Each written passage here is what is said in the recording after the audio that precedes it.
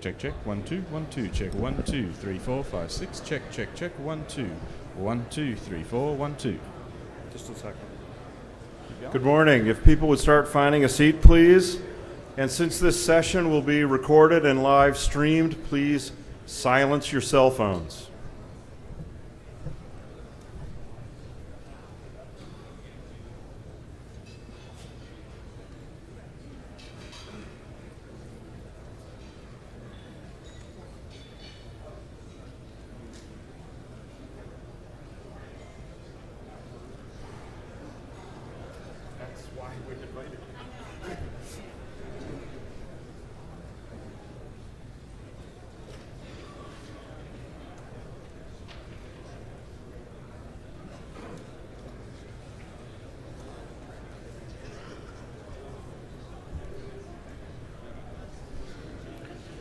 To minimize the amount of stage adjustments during the plenary, I would like all the speakers to come to the stage now.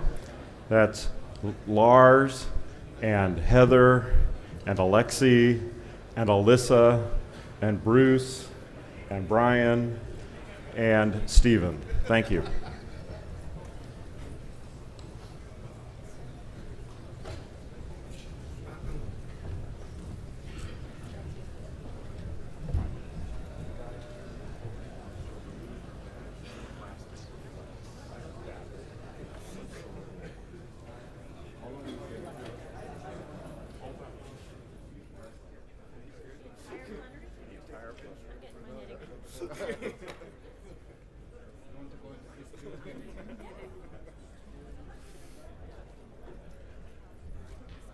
You should be there, yes. Go to the other side, symmetry.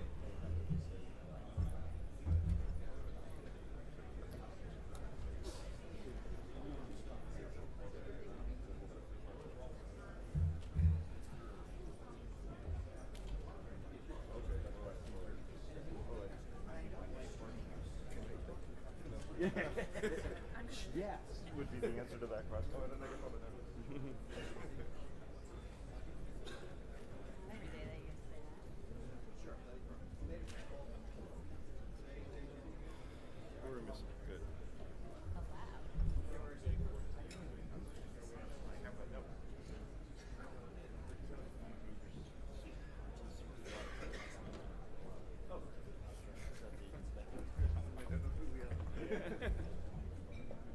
Whichever you wish for. So who's missing? Just want to make sure. Me, you two, Alyssa, Bruce. Okay, good. I don't want to be downright. Since it's really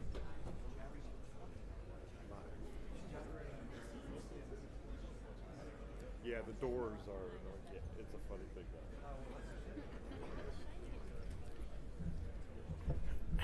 From up here, it looks rather odd because this part of the room is densely packed and there's lots of empty chairs over there. So if you're looking for a seat, there's plenty over here.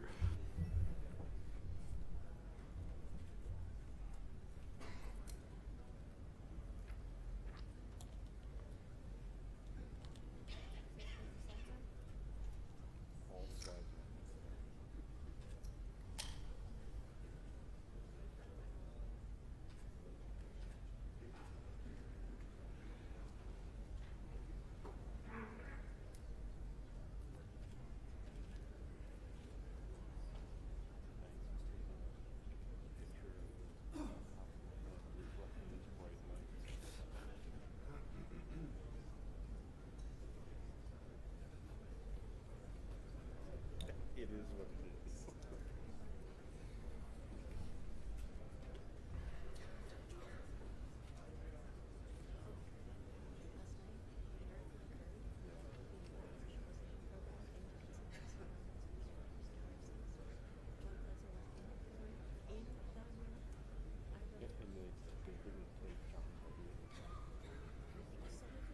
Well, that's okay.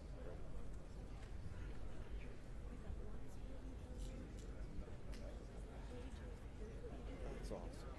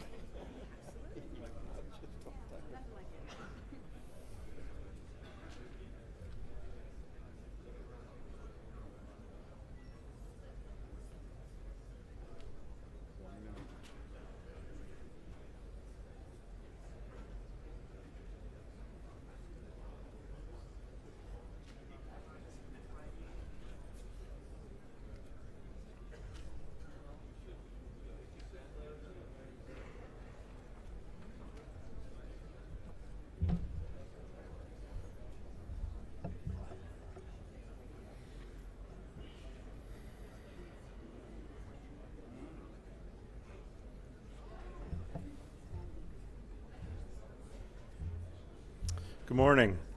If you could, the people in the back would please close the doors to get the noise down.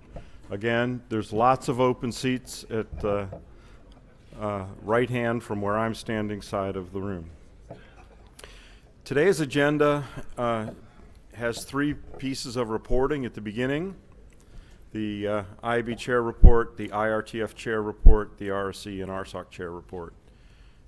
Because of the amount of time we expect to spend on the rest of the agenda, we are going to keep those to an absolute minimum.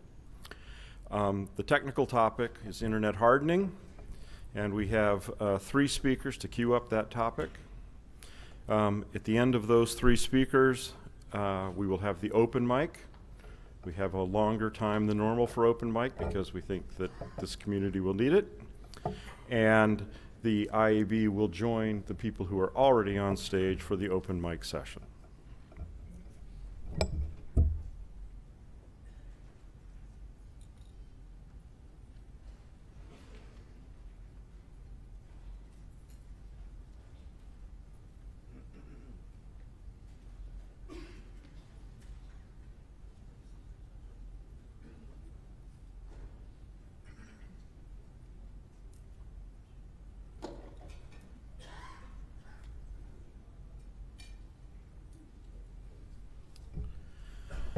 So I want to first share a few highlights of things that have happened since the last time the IETF met.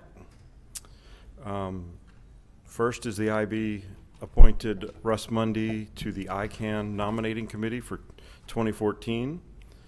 We want to thank Ole Jacobson for doing that for the 2 previous years. And then the IB, along with the Internet Society, the IEEE, and the W3C, worked together on a message that says basically the principles of the open stand are the ones that can be used to help make sure that no participant is inappropriately modifying the outcome of a consensus process. Basically, those principles have been were discussed last year, and we think that they are the foundation of a trustworthy standards process. And so that statement was announced, and you can see from the links at the bottom of the slide, if you fetch them from the website, you can see the full set of principles and the statement that the IAB made with the other 3 organizations. The IB chair, along with leaders from 9 other internet organizations, signed a thing that has now become known as the Montevideo Statement. I want to point out that the positions regarding IANA are consistent with RFC 6220 and previous IAB statements, including those made to NTIA in their notice of inquiry and further notice of inquiry. And again, you can see the full statement with the following the link on the slide. The IAB also published an RFC 6950 on the architectural considerations on application features in the DNS. And we sent some comments to the U.S. National Institute of Standards and Technology, supporting the reopening of a comment period on their special publication 800-90A, which is the standard that we believe has some security issues with it. And we believe that the proposed changes should be adopted going forward for all cybersecurity and cryptographic standards used by NIST. Again, you can get the full statement from the link. The IB has 2 upcoming workshops. The first one will be in December in Cambridge. This was discussed last plenary, and it's Internet Technology Adoption and Transition. And it actually probably has a little bit to do with the discussion topic of today in terms of the economic aspects of it.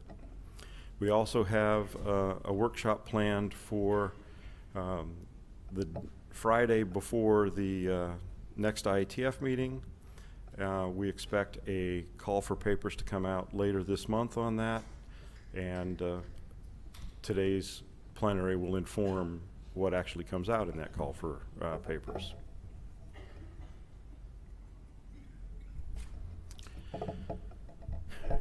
ICANN is reinvigorating a thing called the Technical Liaison Group. It is something that has existed for a long time but has actually been dormant. The IAB in March 2005 decided to leave our seats in the Technical Liaison Group vacant. Since ICANN is reinvigorating it, we are going to name two people for this, one with a 1-year term and one with a 2-year term. We sent out a call for volunteers, and again, the link on the slide is has the whole announcement there. But if you are interested and know a lot about the IETF and ICANN and the technical standards that are related with that, associated with that relationship, please consider volunteering. I'm not going to walk through every document on the slide. It's there for you if you need it. These are the RFCs that we've completed in 2013 and the status of the internet drafts that we're working on right now. Since the last IETF, we have not received any appeals.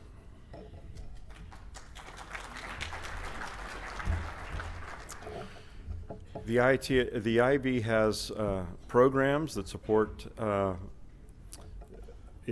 getting the work done, essentially.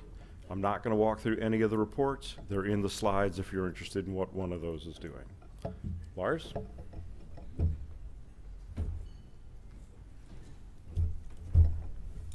Good morning. I'm Lars Eckert, I'm the IRTF chair.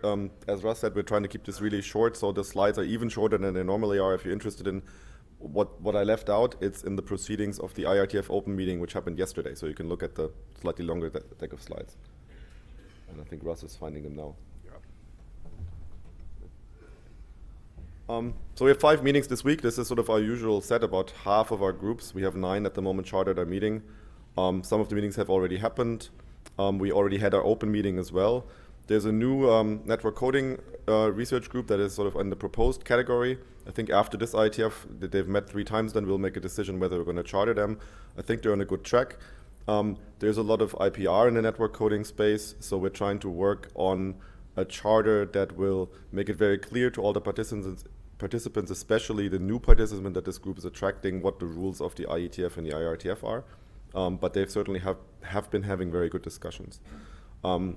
On Thursday morning's breakfast, the IAB reviews one of the research groups. This time we're reviewing the Crypto Forum research group, which is also quite timely.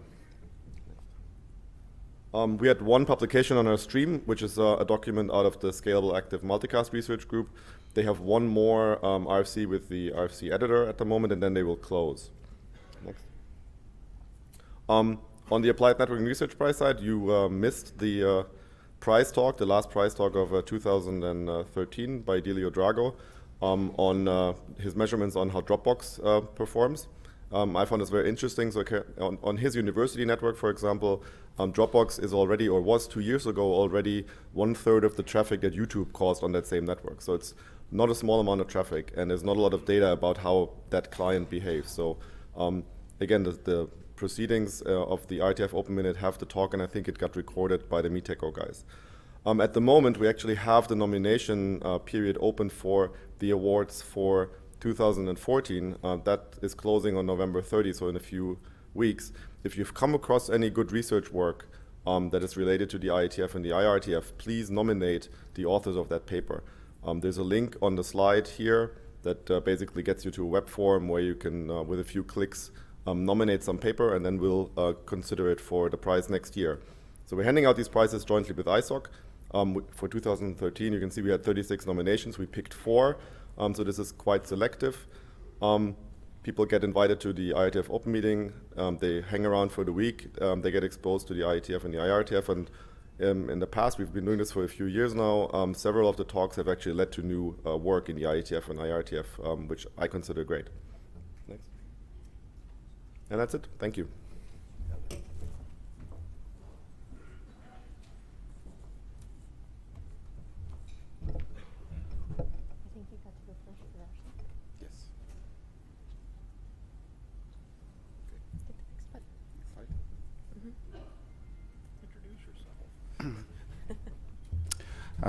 Hello, I'm Alexey Melnikov, the chair of RSOC. RSOC is overseeing work of RFC series editor and RFC series in general. And on this slide, you can see membership of the committee. Since last IETF, the two major things that happened are RSOC helped review and made recommendations about statement of work for production center and RFC publisher, and also contract for RFC series editor. And I'm Heather Flanagan, the RFC series editor. On the screen are the avenues of communication that people can most easily use to find out what's going on, what I'm doing, and ask general questions. Next slide.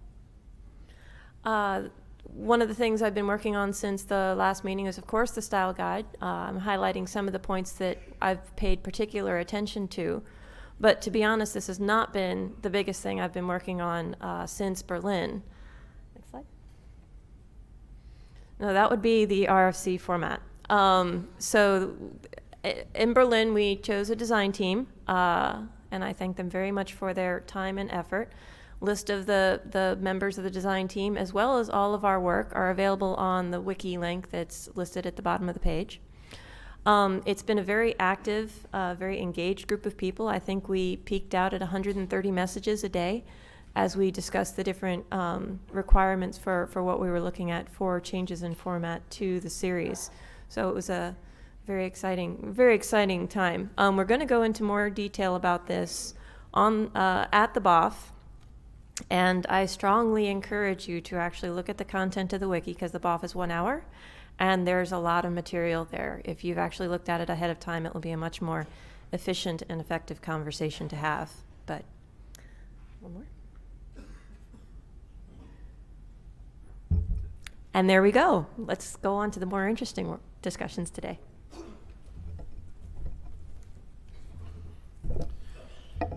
I've asked Alyssa to chair and facilitate the next part of the meeting as she's the lead in the IAB's privacy program.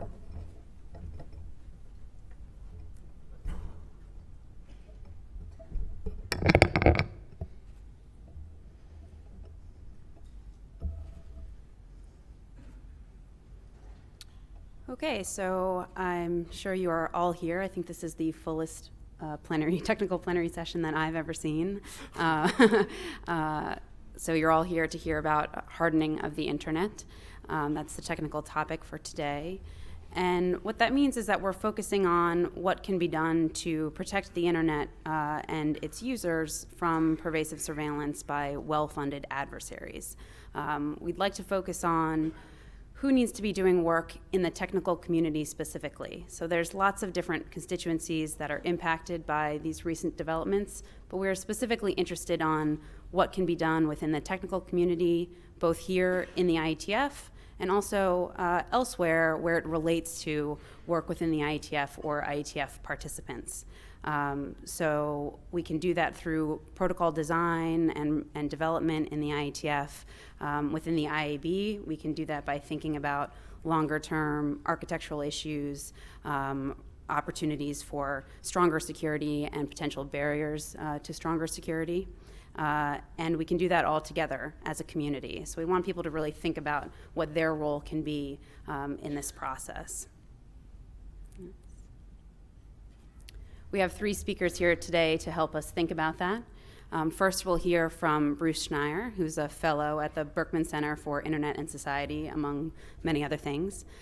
Bruce has been working intensively on this issue, writing about it, and is using as the basis for that his access to the tens of thousands of documents recently obtained by Edward Snowden.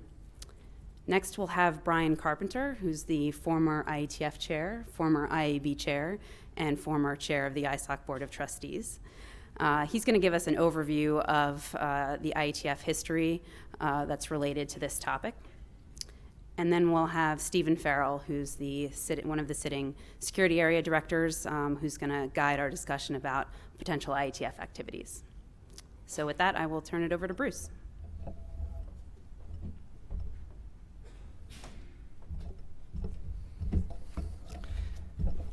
Good morning. So my favorite part about all of this are the code names. Most recent one we got was Muscular, which is the NSA code name for getting traffic out of Google, Yahoo, probably others, by exploiting links between their data centers. This is different from their program of getting data, exploiting the links from the users to the servers, which we don't know a code name for, or Prism, which is their program for getting that same data by asking the companies directly. The generic name that we're using for a lot of this collecting data on the fiber is Upstream. My guess is that's not a code name, but it includes a lot of code names, usually different companies. Fairview, Blarney, that's AT&T, Oakstar, Little is Level 3 Communications, Remedy is BT. There are lots of those. Quantum is the NSA code name for packet injection attacks from the backbone. This runs on things that are called tumult, turbulence, turmoil. I can't tell if those are 3 different generations or different types. Another cool code name is Foxacid. Foxacid is an exploit orchestrator, which is basically like Metasploit with a budget. Different exploits that Foxacid can serve include Validator, United Rake, and also my nomination for stupidest code name, Egotistical Giraffe. There are lots more. The particular exploit that you get is determined by what I think is one of the most cool code names, Ferret Cannon. And in addition to those exploits that just own machines, there are various implants that do different things. Blackheart, Mineralize, Highlands, Vagrant. Data, when collected, is dropped into a variety of analysis tools, Marina, Pinwhale, Mainway, X-Keyscore, lots more.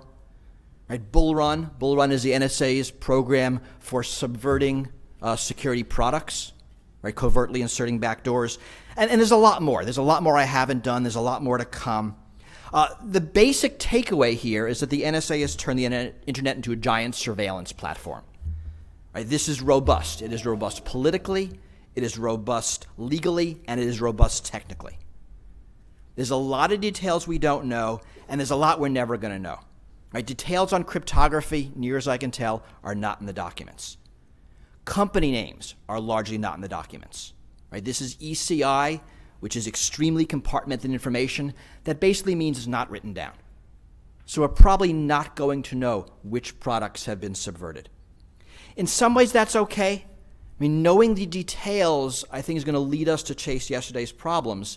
And the real issue is to understand and fix today's and especially tomorrow's problems. Right, so what are the trends here? I think it's important to understand how we got here. Right, fundamentally, data is a byproduct of the information society. All computer processes produce data.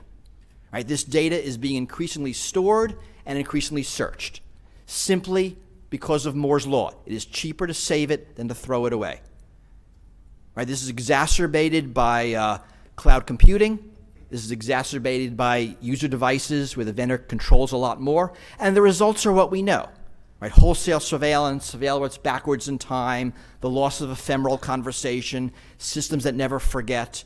Right, and this is not a question of malice on anybody's part. This is the way computers work. So what we've ended up with is basically a public-private surveillance partnership. There's a basic alliance of government and corporate interests. Right, NSA surveillance largely piggybacks on corporate capabilities through cooperation, through bribery, through threats, through compulsion. Right, fundamentally, surveillance is the business model of the internet. Right, the NSA didn't wake up and say, let's just spy on everybody. They looked up and said, wow, corporations are spying on everybody, let's get ourselves a copy. And this is not, one of the arguments I hear again and again is it's only metadata. Right, metadata equals surveillance. Right, metadata is extraordinarily important. Do the thought experiment. If you hire a private detective to eavesdrop on somebody, you know what he'll do? He'll put a bug in their room, in their car, he'll tap their phone, or he'll get the conversations. You hire that same private detective to surveil somebody, you get a report, where he went, who he spoke to, what he purchased, what he read. That's all metadata. Metadata equals surveillance. Right, so when President Obama says it's only metadata, he's really saying you're all only under surveillance. Right? And this is not just about the NSA. Right? We have an extraordinary window into the NSA's activities, but this is also the FBI, the CIA. Right? This is what any well-funded nation-state adversary would do. The United States has a privileged position on the internet, which allows it to do more, and it has an enormous budget, but we know that other countries do the same things. And we also know that technology democratizes. Right? Today's secret NSA programs becomes tomorrow's PhD thesis, becomes the next year's high school science fair projects. Right? So we have a choice. We have a choice of an internet that is vulnerable to all attackers or an internet that is secure for all users. Right? We have made surveillance too cheap, and we need to make it more expensive. Now, there's good news, bad news.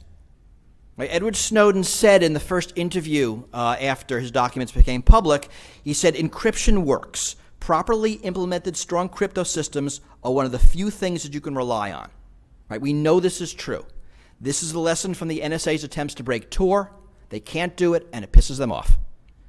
This is the lessons of the NSA's attempt to collect contact lists from the internet backbone.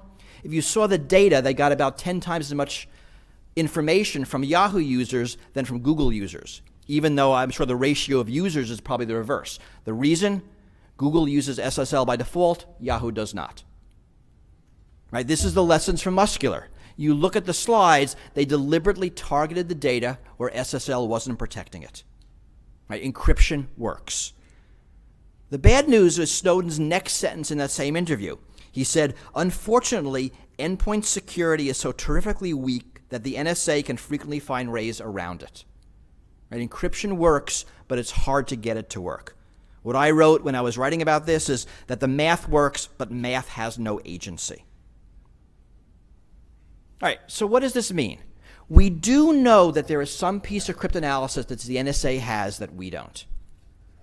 Right? The NSA makes a huge investment in mathematics, and presumably it's not all wasted. In the black budget that was released, DNI James Clapper has a quote. He said, "We are investing in groundbreaking cryptographic capabilities to defeat adversarial cryptography and exploit internet traffic." That doesn't sound like we're hiring a bunch of mathematicians and hope we get lucky.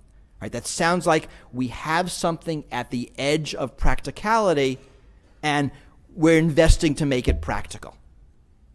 We don't know what that is. We're likely not to. I have a few guesses.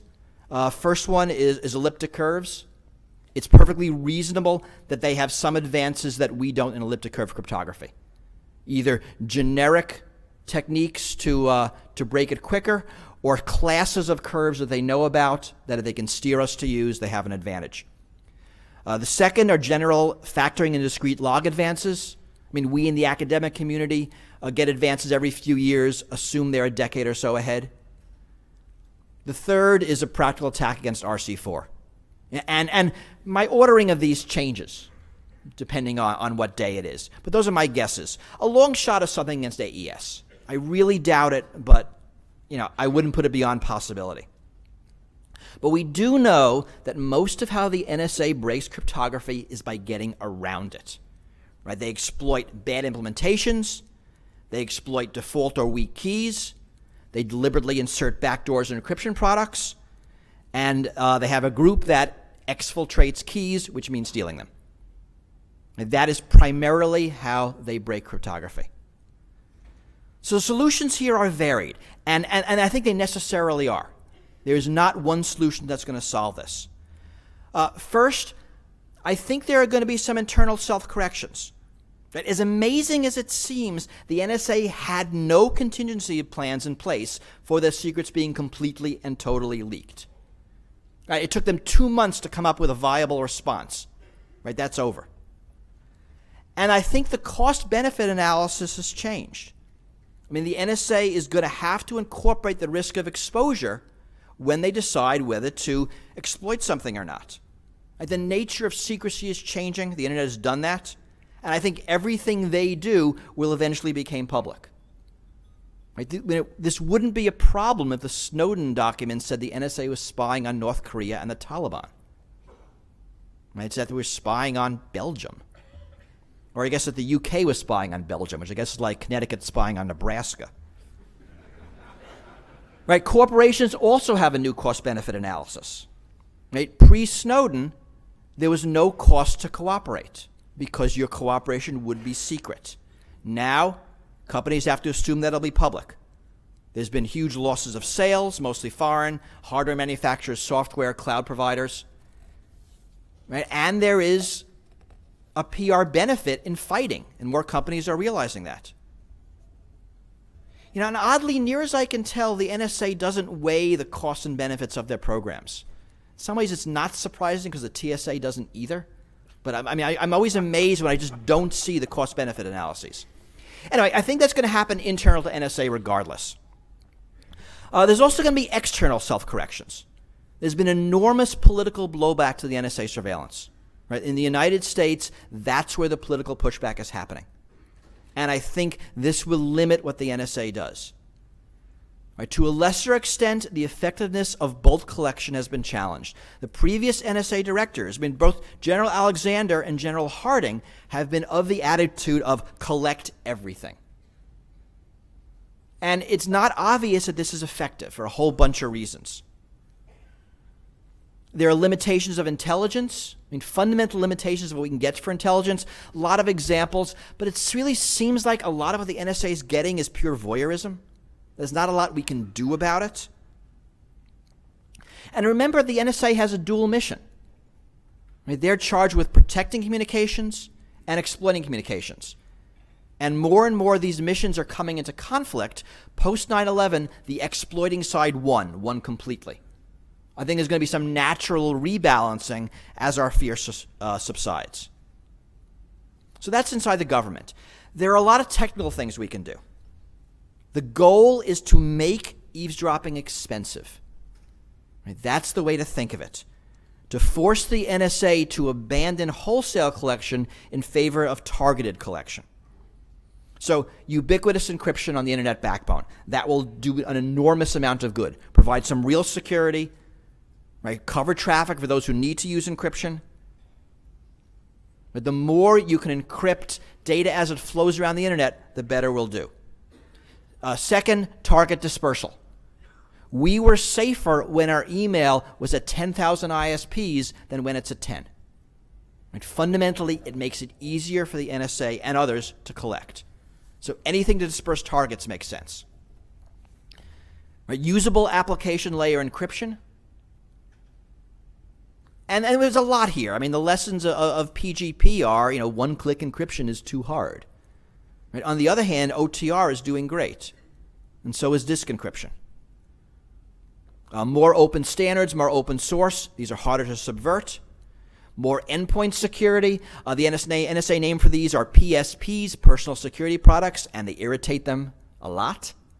So the more we can do, the better. Better integrated anonymity tools. And really, assurance. This is a hard one. This is an important one. Right? We need some way to guarantee, to determine, have some confidence that the software we have does what it's supposed to do and nothing else. Right? The goals here is to leverage the economics, leverage the physics, leverage the math. Right? The NSA has a big budget, but they are not magical. Right? They have the same limitations as everybody else. Largely, though, this is a political problem. Right? And the political solutions are stuff we know: transparency, oversight, accountability, no surprise. Right? We know the problems. Laws have lagged technology. General Harden talked about this in some interview maybe a year ago. What he said is, give me a box and I'll operate to the very edges of that box. Right? Tell me the law and I'll operate right up to the law. The problem is, when laws lag technology, there's increasing empty space in his rapidly growing box. Right? I'm not sure how we fix that, but I think we need to think about it. Right? And there are laws that are going through the books. My worry is the ones that are being talked about now are just point solutions. Right? They solve individual programs and individual authorities, and they won't actually change anything. The other problem, of course, is that reigning in the U.S., the NSA only affects the United States. right? Mostly doesn't affect non-U.S. persons, right? Fundamentally, any law the U.S. passes is going to completely ignore any international persons, right? It doesn't affect the actions of other countries. And this is really an arms race. We haven't heard this, but we're going to. You can't rein in the NSA because if you do, China wins. Right? That's the arms race talking. It's a zero-sum game, and it's us versus them. I mean, long term, we need to get everyone to understand that a secure internet is in everyone's best interest. That is not us versus them. That it's a secure internet versus a vulnerable internet. Right? That turns a zero-sum game into a positive-sum game and actually makes political solutions possible. So once you do that, you have laws and treaties to support it, you have technologies to support the legal regime, and you have laws and technologies to deal with non-compliant actors. Right? You know, we're probably not going to win the stop doing this argument. We're probably going to win the tell us about it. But again, the problem is robust. It is robust politically, legally, and technically.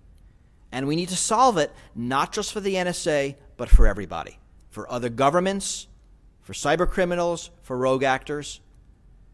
We need to do this while preventing the balkanization of the internet. Probably the worst blowback of all of this is how it seems to be starting to fracture the internet, or how it emboldens even worse governments. And we need to figure out a good new governance model. I mean, the internet's largely been run as the United States' benign dictatorship because everyone kind of believed the United States was acting in the world's best interests. That's over. You know, so we need something good, or it's going to be the ITU. Right? So we need to figure this out. And lastly, this problem actually is bigger than the NSA. This is a fundamental problem of data sharing, of surveillance as a business model, about the societal benefits of big data versus the individual risks of big data. This is fundamentally the same problem when you look at behavioral data for advertising, of health data, of education data, of movement data. I mean, how do we design systems that benefit society as a whole, but at the same time protecting people individually? I believe this is the fundamental issue of the information age, this right here. And this is an example of it. It's an important example of it. Solving is going to take decades, and I want to start. So thank you.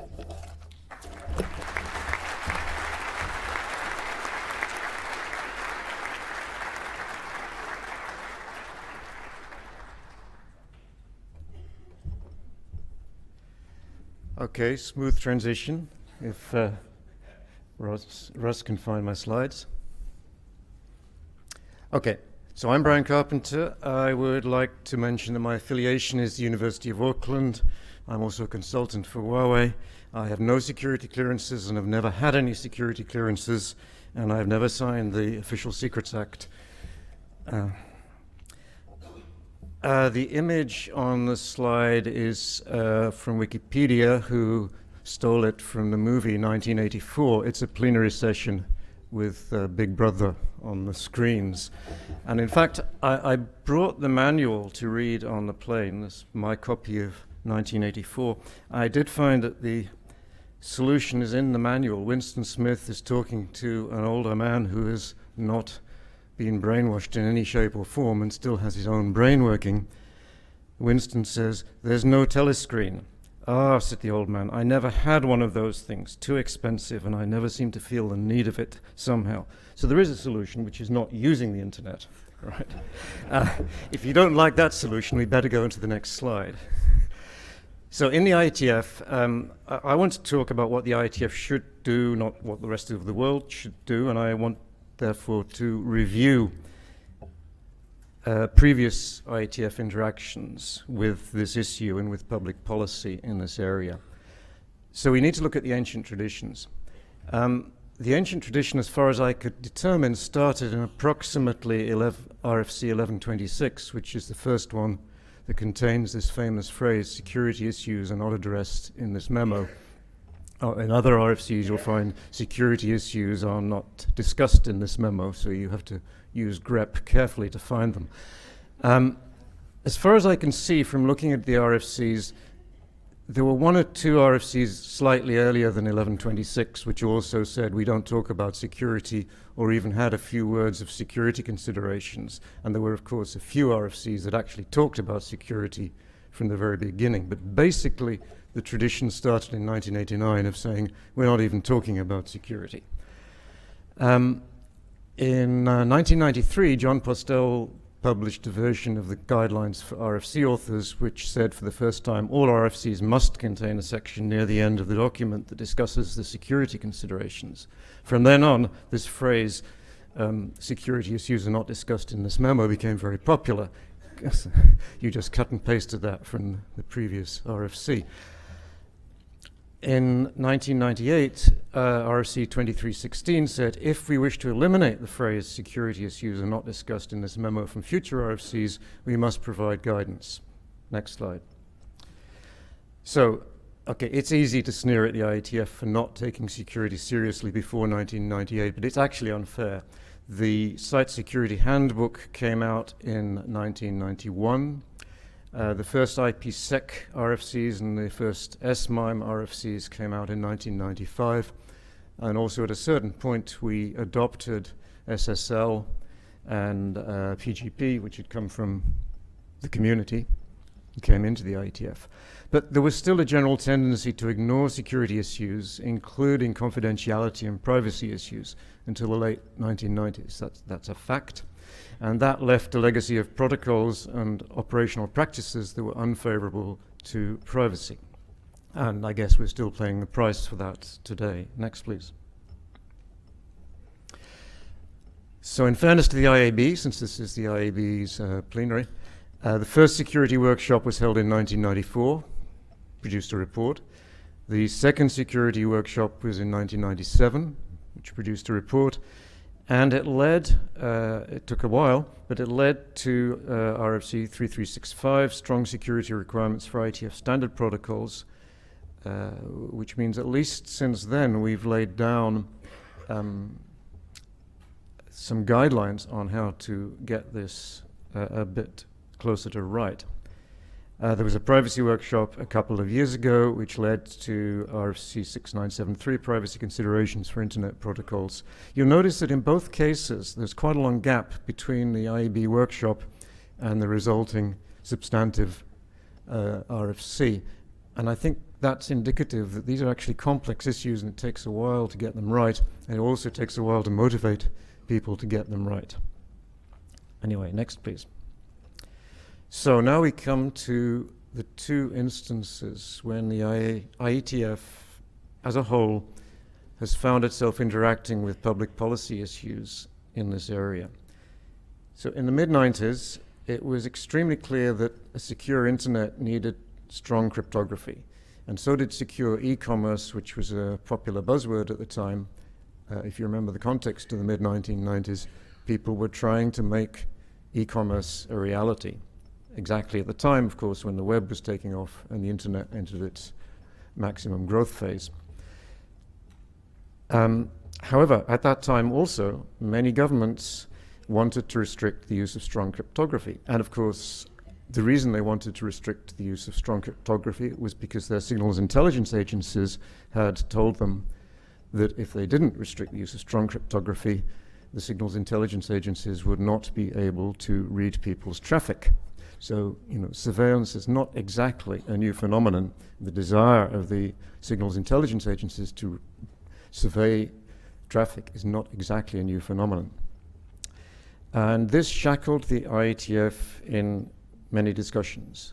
And I remember distinctly people saying, we can't do that in some document because it would be illegal in France. I mention France not to discriminate against France, but simply because don't have the impression that it's just the NSA and just the US government that didn't like the idea of strong cryptography getting out into the community. Next, please. So what did we do about it?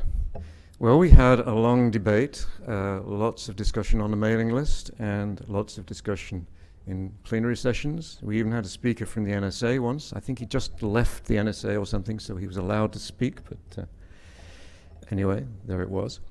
The plenary discussion took place in Salem, Massachusetts, famous in American history for being the home of the witch trials in 1692 to 1693.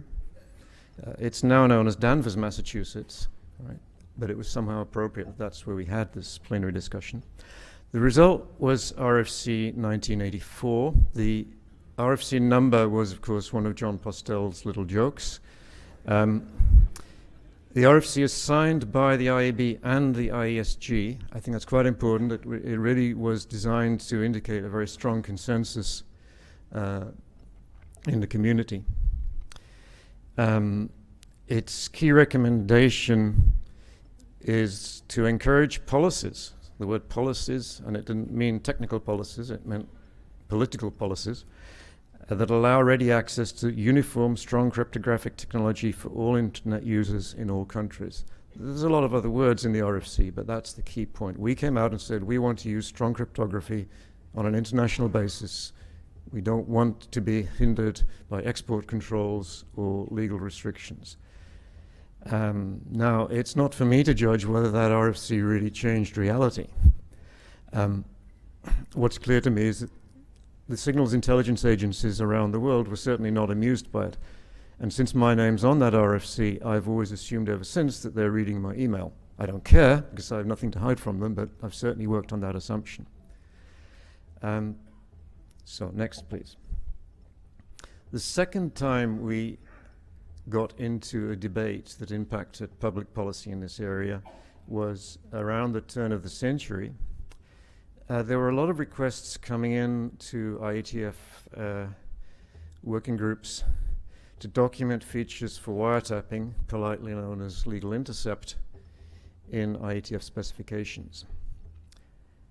It was quite obvious that many governments, influenced by both signals intelligence agencies and by the normal police, wanted to observe traffic, right, and therefore wanted to be able to do this, and therefore would have liked the standards to tell them how to do this.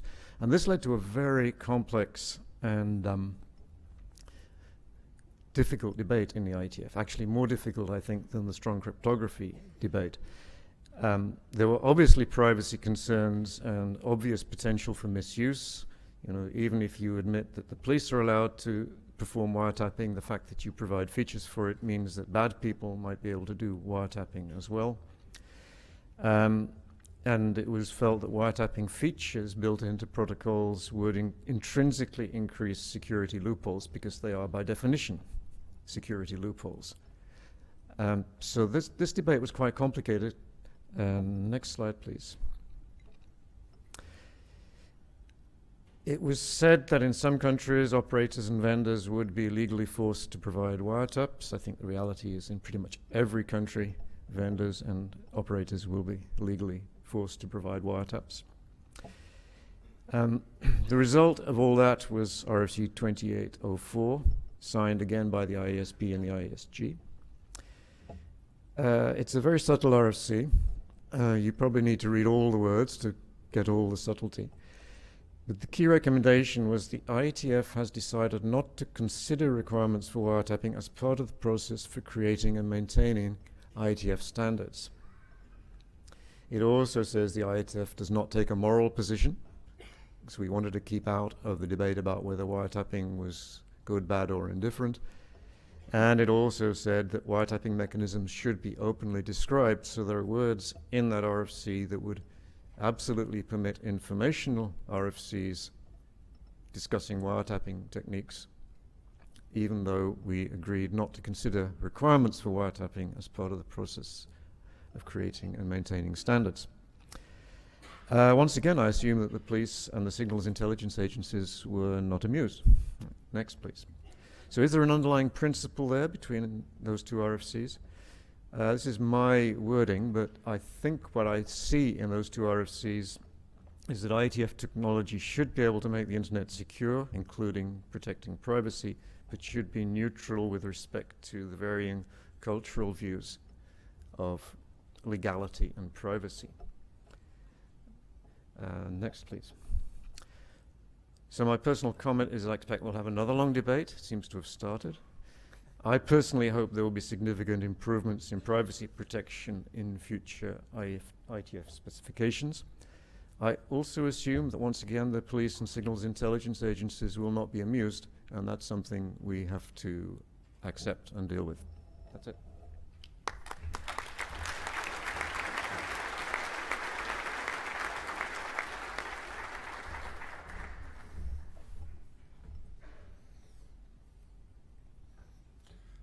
Okay, so I also don't have any clearances.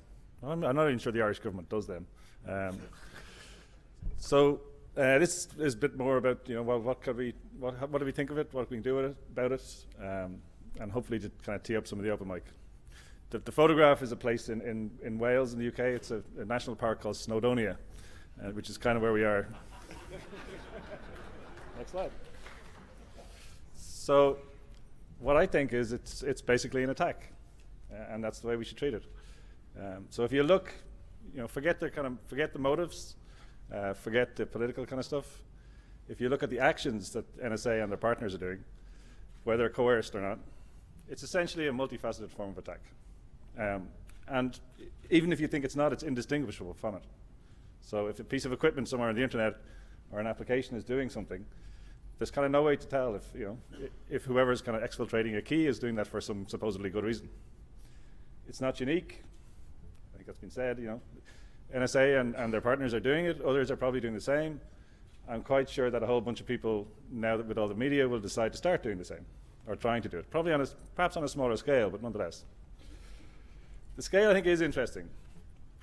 While a lot of the kind of specific techniques, as far as we know them or guess them, seem to be things that we've known about, doing all of those things at that scale is arguably a threat model that we haven't really considered when designing protocols. So I think there is some work for us to do, and when we design protocols, to kind of consider this threat model and to kind of work it out, because we haven't worked it out fully.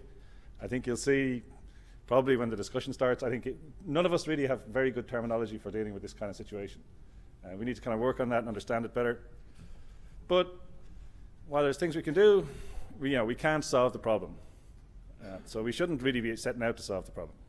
But we should be doing stuff. So the question is, what will we kind of end up doing? And will we end up with rough consensus on the content of the slide, which the main thing is it's an attack.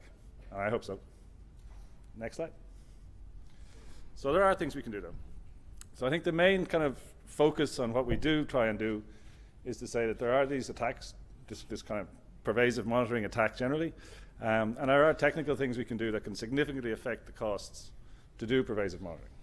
So for example, if we can encrypt things at the right place, perhaps opportunistically, then we might be able to increase the cost by requiring much, much more work. And there's a couple of backup slides which I won't show, which kind of try and define something like significantly affect the cost a bit better. So if you download them from the agenda page, you should see those. Some of the things we can do are kind of small and relatively easy, although getting kind of changes in the IETF is not easy at all. But there are some things that are fairly obvious and are kind of point changes we can do. Other ones will take longer to figure out, take longer to get agreed and get deployed and so on.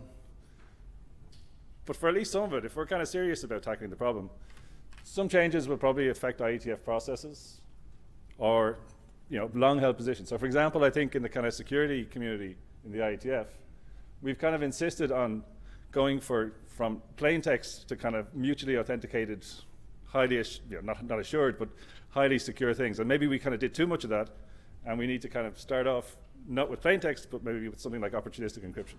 Getting these kind of changes agreed is not trivial. And it affects kind of long-held positions that some of the security people have as well. And this would affect kind of deployments, so operational things that people have to do, and business models. You know, some of the business models that are around require the companies who make loads and loads of money to read all that email, in some sense of read. So there's a bunch of things we'll have to kind of look at. There's a bunch of trade-offs that we'll have to make. One is maybe, you know, can we kind of go better than RFC 365? You know, which says kind of you must have mandatory to implement security things, to more than that, to try and get things used. It's probably too much to say that we could kind of insist that everybody encrypts everything all the time. It'd be kind of tricky for DHCP, for example, right? So it's not even always possible. But getting further along might be something we can do, but it'll take probably ages for us to figure that out. There's trade-offs between confidentiality and wanting to look at the internals of packets for network management reasons, which are not nefarious, but some of the times people are looking at packets are nefarious. So there's a bunch of trade-offs there. There was a really good discussion in the HTTP BIS working group about that yesterday. What would be the impact if you start turning on TLS much more ubiquitously? And there's a lot of non-trivial things to think about. And then there's kind of anonymity and pseudonymity versus the kind of authentication requirements that we might like to have in a lot of cases, or versus law enforcement or advertising. So that's where it kind of ends up touching on business models. Some of the things we might do. We're not going to stay with business models. So next slide. So we should do them. Right? We shouldn't, I think it was in Brian's kind of point about the gap between the IAB workshop and the resulting kind of RFC was interesting. But I think in this case, it's quite possibly the case there's a bunch of things we could do, and if we start now while everything is fresh in the news and so on, we might get a bunch of these changes made more easily, agreed more easily, and go forward. Obviously, we shouldn't go too quick, though. We don't want to kind of do it wrong. Also, being seen not to act could be damaging various ways. And there's a kind of PR angle here.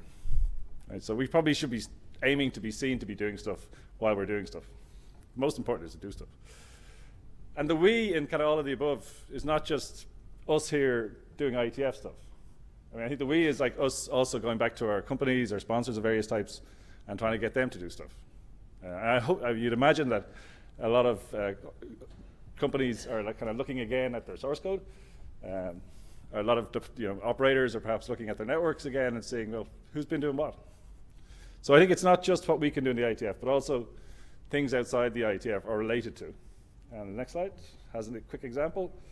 So one of the issues that's kind of been raised is that in security, we've kind of had this idea of a trusted computing base, and quite often you might assume that the implementation of crypto was part of that. And one way of kind of looking at some of the speculation mostly, but not all, is that we're now running on a dodgy computing base. So people are kind of worried about that. Some of that paranoia is kind of useful. A bunch of people have got together, mostly Leif, Linus, Lucy, and Randy. And we're going to try and do this kind of activity to get together a kind of an open hardware crypto engine. That's very early days, but it's just an example of what kind of things could be done. And there's a kind of side meeting tomorrow at lunchtime if you're interested to come along with that. Russ has kind of done a bit of work to try and get some money for us. So there are a couple of people who are interested in sponsoring this. And hopefully when we come up with something a bit more concrete, we should get some support on that. So that's just an example. I mean, that a bunch of people can do stuff that in this case might have a really good use case for the RPKI to kind of help with assurance and some of the things that some of the people doing signatures in the RPKI might need, and also outside of that.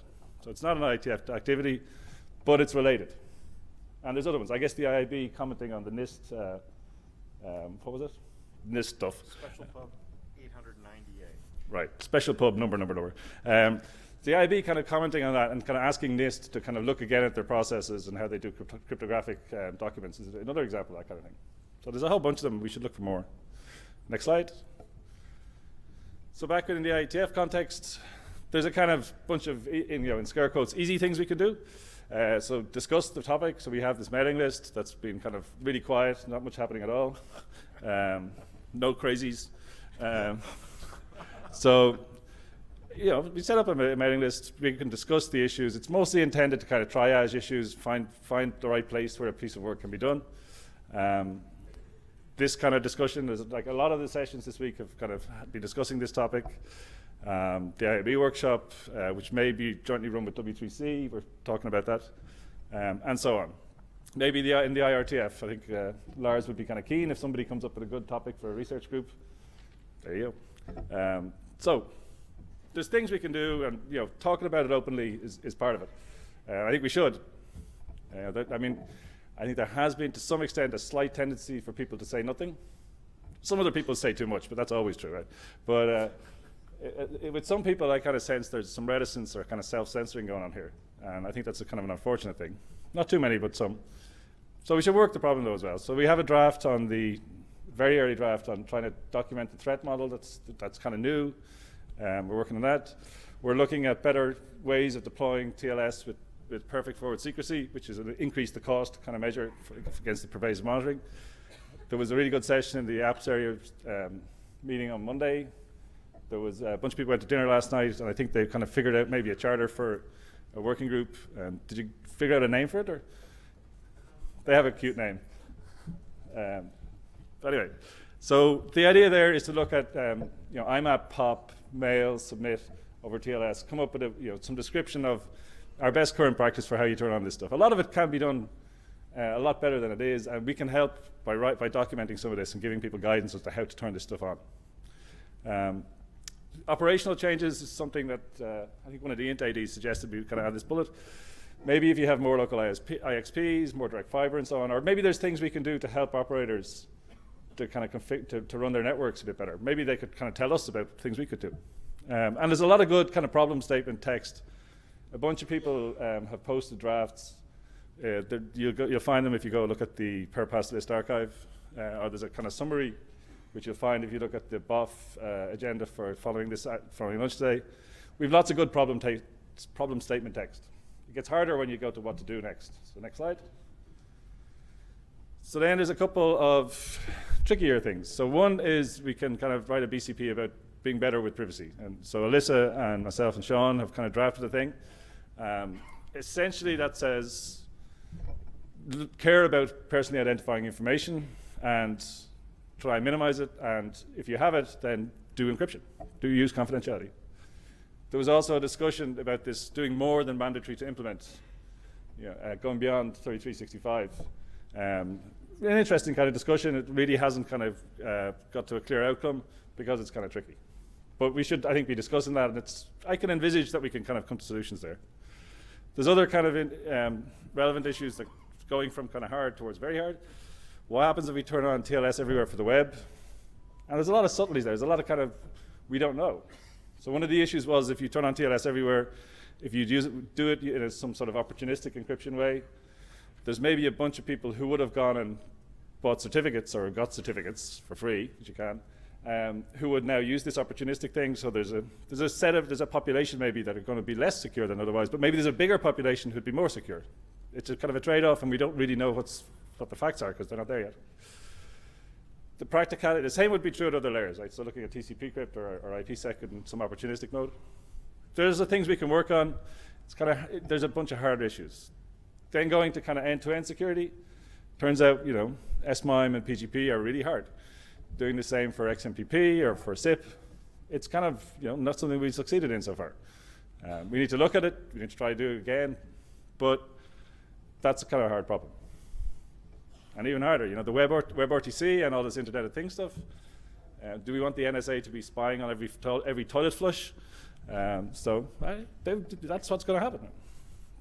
Fingerprinting and traffic analysis is even harder, right? So a lot of the kind of things we do, if people are still able to extract metadata, regardless of all of the kind of crypto stuff I've talked about already. I don't know really how you can deal with that, from fingerprinting right from radio up to the application there. It's a hard problem. And IP addresses in that case are things we kind of use, but they can be personally identifying in some cases. Am I going to encrypt the source address of all the packets? That's kind of not going to be easy.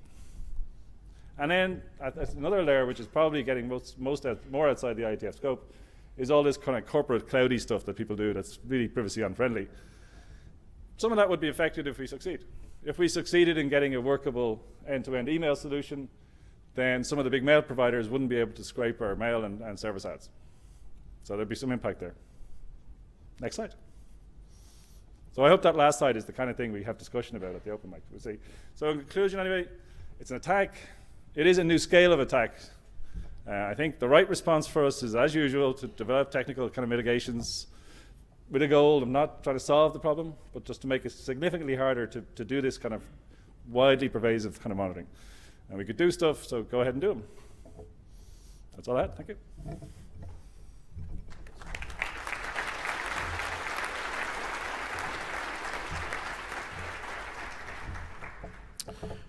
For the open mic, I'd like the IAB to join the stage. And Alyssa, over to you.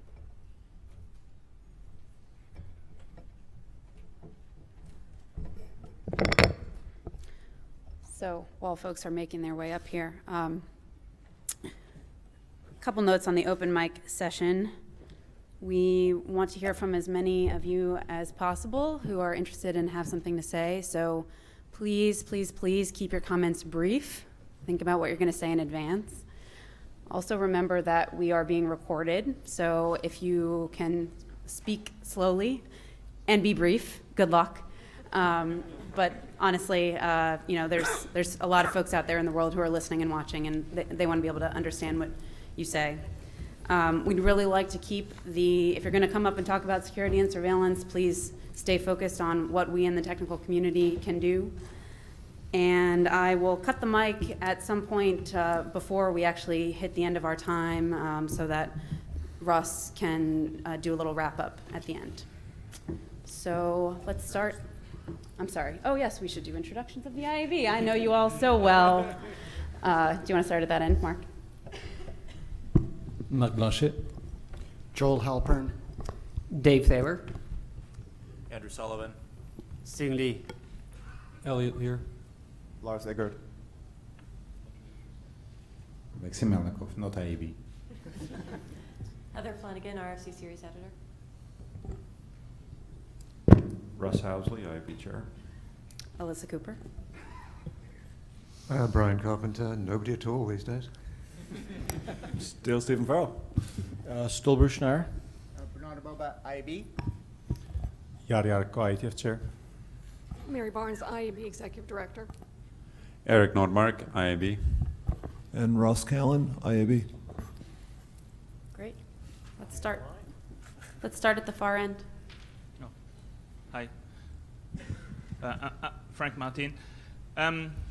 With the raising of the security and privacy, don't we see a dying breed, which are the internet vigilant, because they won't be able to access the information that helps stop attack to, the normal folks. The law enforcement agencies don't have too many resources, so they are focusing only on the big stuff. So we are relying a lot on internet vigilant to keep the network secure. I have an answer, but please, okay. So, I think, some of what we heard, particularly from Bruce, is that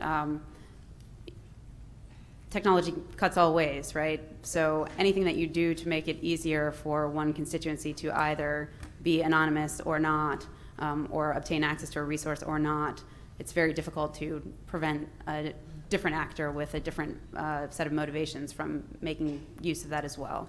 And that's just a challenge, right? It's the same as, to give the TSA example, it's the same as when you go to the airport. We all have to go through the security, even though most of us are not trying to launch attacks. And that's a reality of the situation that we have to deal with and keep in mind, but that I don't think we're necessarily going to be able to solve. Phil? Phil Hambaker, not necessarily for Komodo. I'd urge people to not just look at the defensive, but also look at the defensive use of cryptography and so on, because if you want to build $1 billion infrastructure, you've got to deliver $1 billion of value to the people who are going to pay for it. So when you're thinking about how we can do more cryptography on the internet, look at the economic benefits that those can provide as well. If you look at what SSL has done, 3.5% of global GDP is now attributed to the internet. That is in large part because, of course, we've got TLS. And one of the real problems here with Bull Run is that we have a government agency that has been spending time and money and effort undermining the trust in the global economic system. And that's unforgivable. Thanks. Dave? Dave Crocker. First of all, Stephen, Brian, and Bruce, thank you. I think that for this moment in time, under these conditions and in this place, your talks were exactly the right set of things and in the right way. So also Alyssa and whoever helped you put this together, thank you. This was really quite good. I do have a specific question for Bruce.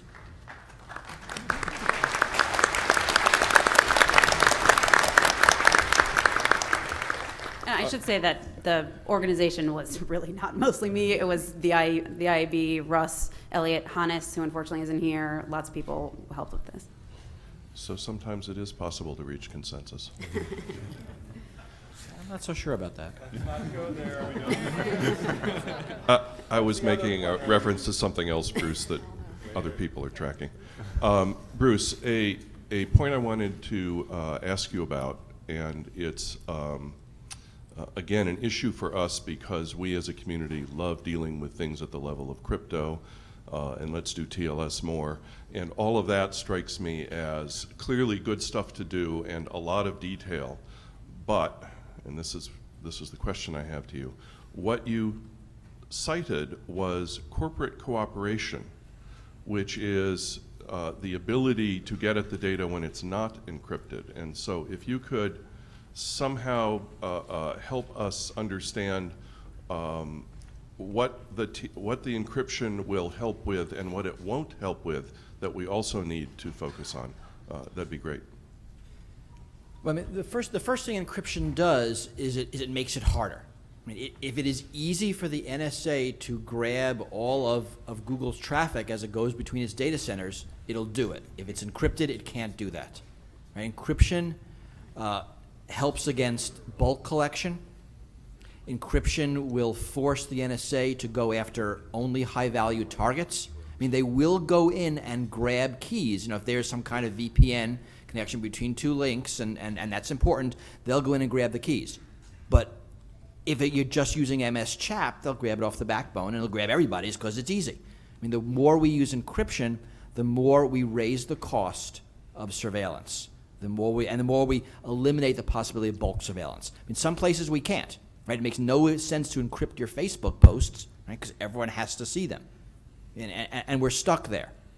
But the more we can encrypt, the more channels we deny. And I mean, the Google story is a really good one because we have we know right now 3 different ways under at least 2 different laws the NSA is getting after Gmail traffic.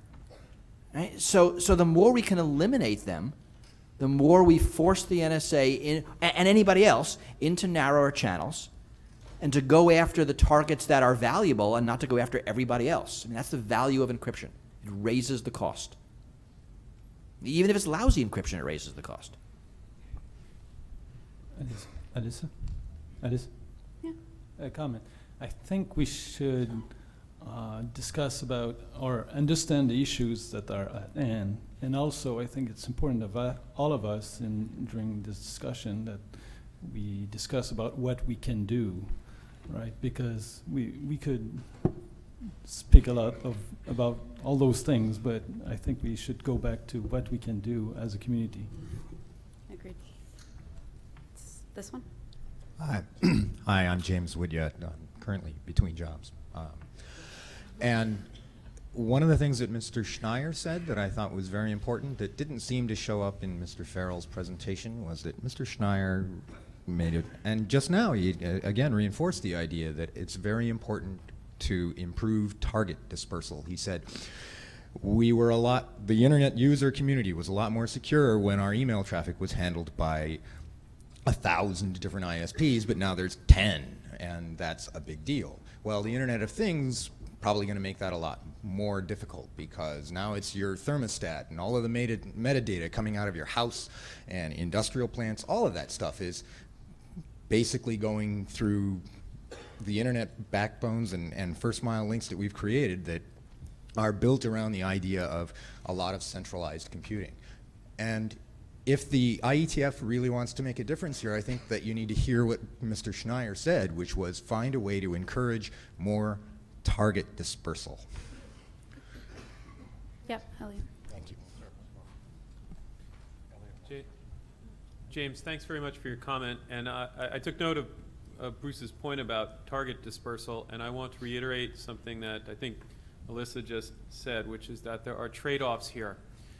Cybersecurity trade-offs in particular. When we talk about 10 big email service providers, that's a whole lot of concentration. On the other hand, I know that those guys are pretty professional in terms of maintaining their code. And when this thing broke, I was thinking about a thought exercise. I think everybody always likes to jump to the conclusion that, yeah, let's all run our own services. And in order to do that, oh goodness, yes, of course, we need IPv6 everywhere, by the way, for that. But if we had all of these little boxes that were handling all of our mail, and they were as well maintained as all the other little boxes that we have in our house, how will they be exploited? Now, what I'm trying to point out, Russ just said easily. What I'm trying to point out is that there are trade-offs here. This is not, I think, the thing that I really think this organization should focus too much on, but at least in terms of the work we have to do, which leads me to a question that was also asked, and I want to reiterate that, which is for every person in the room, what are you going to do to help address this problem of surveillance and help address the trade-offs? Please, if you're at the microphone, maybe take one sentence and answer that question first, and then ask your question. One more right here. I'm going to cut the mic line very soon because there are a lot of people. So if you want to say something, now's the time to stand up and wait in line for a long time.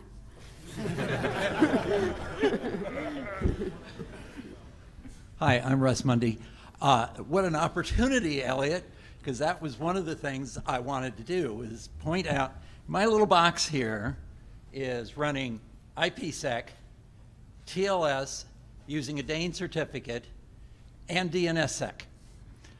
And I urge everybody in this room, because they probably have some type or some amount of this capability themselves on their own machines. Turn it on. Use it right now. Go back to all your mailing lists that you participate in the IETF. Examine them from a security perspective. What are or are not they doing in those particular areas? Some people know me as a DNSSEC campaigner, and I guess that's probably true. And one of the things I'll point out there is one of the absolute hardest places we've had to make progress in DNSSEC is getting the registrar community to move forward. The registrar community's normal response is there is no demand for DNSSEC. So in response to that, I say, everybody here, start using what you have, work with your own organizations, and when you think it's right, push your providers for giving you the additional security information, whether it's, or capabilities, whether it's DNSSEC or any other thing. Urge for it, ask for it, because it's important that the vendors hear the needs and the requests. Thank you. So the mic lines are closed, and we're going to go to Charlie. I'm Charlie Perkins, and I have two comments, very brief. First one is not technical, but I think it's important. Recently, after all this news, I've been asking people, well, what do you think your privacy will be like in 5 years? And almost unanimously, the answer was, well, I won't have any. And so I think there's a tremendous public relations problem. I mean, in particular, I asked my sons, and they seem to be fatalistic about it. Not that they're looking for that, but that's just the way they think it's going to be. So we really need to, I believe, first of all, emphasize why it's important, and second of all, have a credible story to make people believe in it again. And the second thing is, separately, being involved with mobility groups for a while, I was following our parallel development while watching Brian's history slides. And I'd have to say, I guess, had it pounded into our heads quite early the importance of secure signaling, and specifically about mobility management. You cannot do it without identity management of some sort. So we did have a lot of discussion in that, and then during, for this workshop, I guess, and perhaps in other ways, I think that mobility management, everybody here is using mobile devices without exception, I reckon. If you're not using one, I'd be surprised. But anyway, so that means that we all actually should care about the way that our mobility management happens, and mostly the ISPs keep track of every single byte that you send because they want to charge you for it. At least that's the cover story. and reasonably so. I mean, that's their business. So I think that the way that movement is handled throughout the internet and the way that the protocols are designed can make it easier or harder to accomplish what I think we share as an objective. Thanks. Eric? Thank you. Me? Eric Klein? Eric Klein. I was wondering what can the technical community do about certain economic and sort of, other disincentives? For example, I remember that it was sort of considered very expensive to even implement your own crypto because everyone was waiting for RSA patents to expire in 2001. And then even though some SSL certs may be free in certain places, and whatever you think about the security of SSL, it's still not the default, right? Most of the people I know charge more for SSL. And so there are just economic incentives stacked against people who might even want to try to do security. Is there anything that the technical community can do about things like that? That's a great question. Sorry, that's a great question. We're having a workshop on internet technology adoption and transition, which in part looks at economic incentives. We're looking at different forms of modeling along these lines. But actually, I would sort of like Bruce, maybe you could talk a little bit about WISE, because WISE has looked at this problem too. This is the workshop on the economics of information security. You want to say a few words about that? Only that. Yes, this is hard. I mean, if we fundamentally we do have incentives issues, and it's not just in that. It's in a lot of security protocols that the benefits accrue only when a lot of people use things, and the first adopters do pay a penalty that is effectively a subsidy of the people who wait. So there's an incentive to wait. I mean, I don't see any way around this other than to somehow force people to do things, either by sunsetting protocols or making things mandatory. I mean, this is a fundamentally difficult problem in a lot of areas, not just security. I mean, I don't have any magic here. Andrew, did you want to jump in? So I'm just, I'm a little worried though that we're saying, well, there's an economic thing, so we just want to change the economics.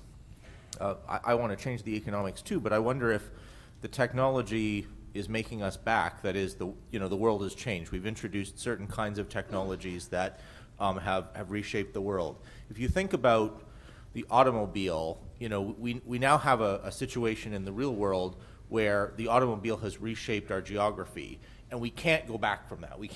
There's no way to sort of change the economics so that the suburban development that we've got all over North America, for instance, disappears. Something will happen to it. And if you don't believe that, ask the people in Detroit.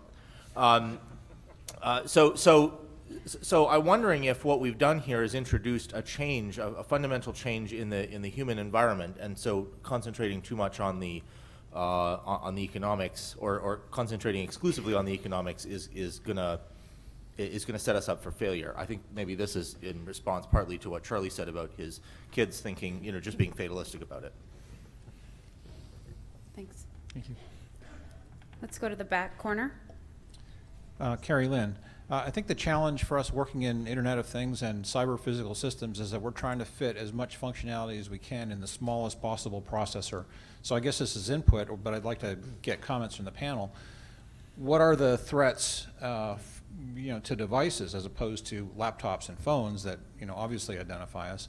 And are you thinking in terms of some sort of a roadmap about what's the most bang for the buck in terms of security to put into devices, realizing that Moore's Law is going to allow us to throw more gates at this problem as time goes on? Does one of you want to respond to that? Yeah, so just think about it. There's crypto available that works on all these things. Go use it. I don't think it's just because a lot of these IoT things can do a lot of the security protocols. I mean, Tero has done some great work with IPsec and demonstrated that ignoring the certificate handling, you can do IPsec in a tiny amount of code and it can work.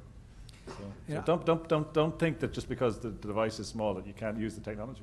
I'm actually very worried about the Internet of Things because I think it multiplies the amount of sensors out there by several orders of magnitude. And remember, it's not just one thing. I mean, it's not just drones. It's drones plus cameras, plus facial recognition, plus Facebook's tag database file, plus everything else. And when you think about cell phones, right? I mean, this is our ubiquitous tracking device we put in our pocket every day, and now they are having better motion chips. We're going to see more different sensors of our appliances, our cars. All of this, each one by itself, and it's all going to be looked at individually, is not going to do much, but together it paints a very compelling picture.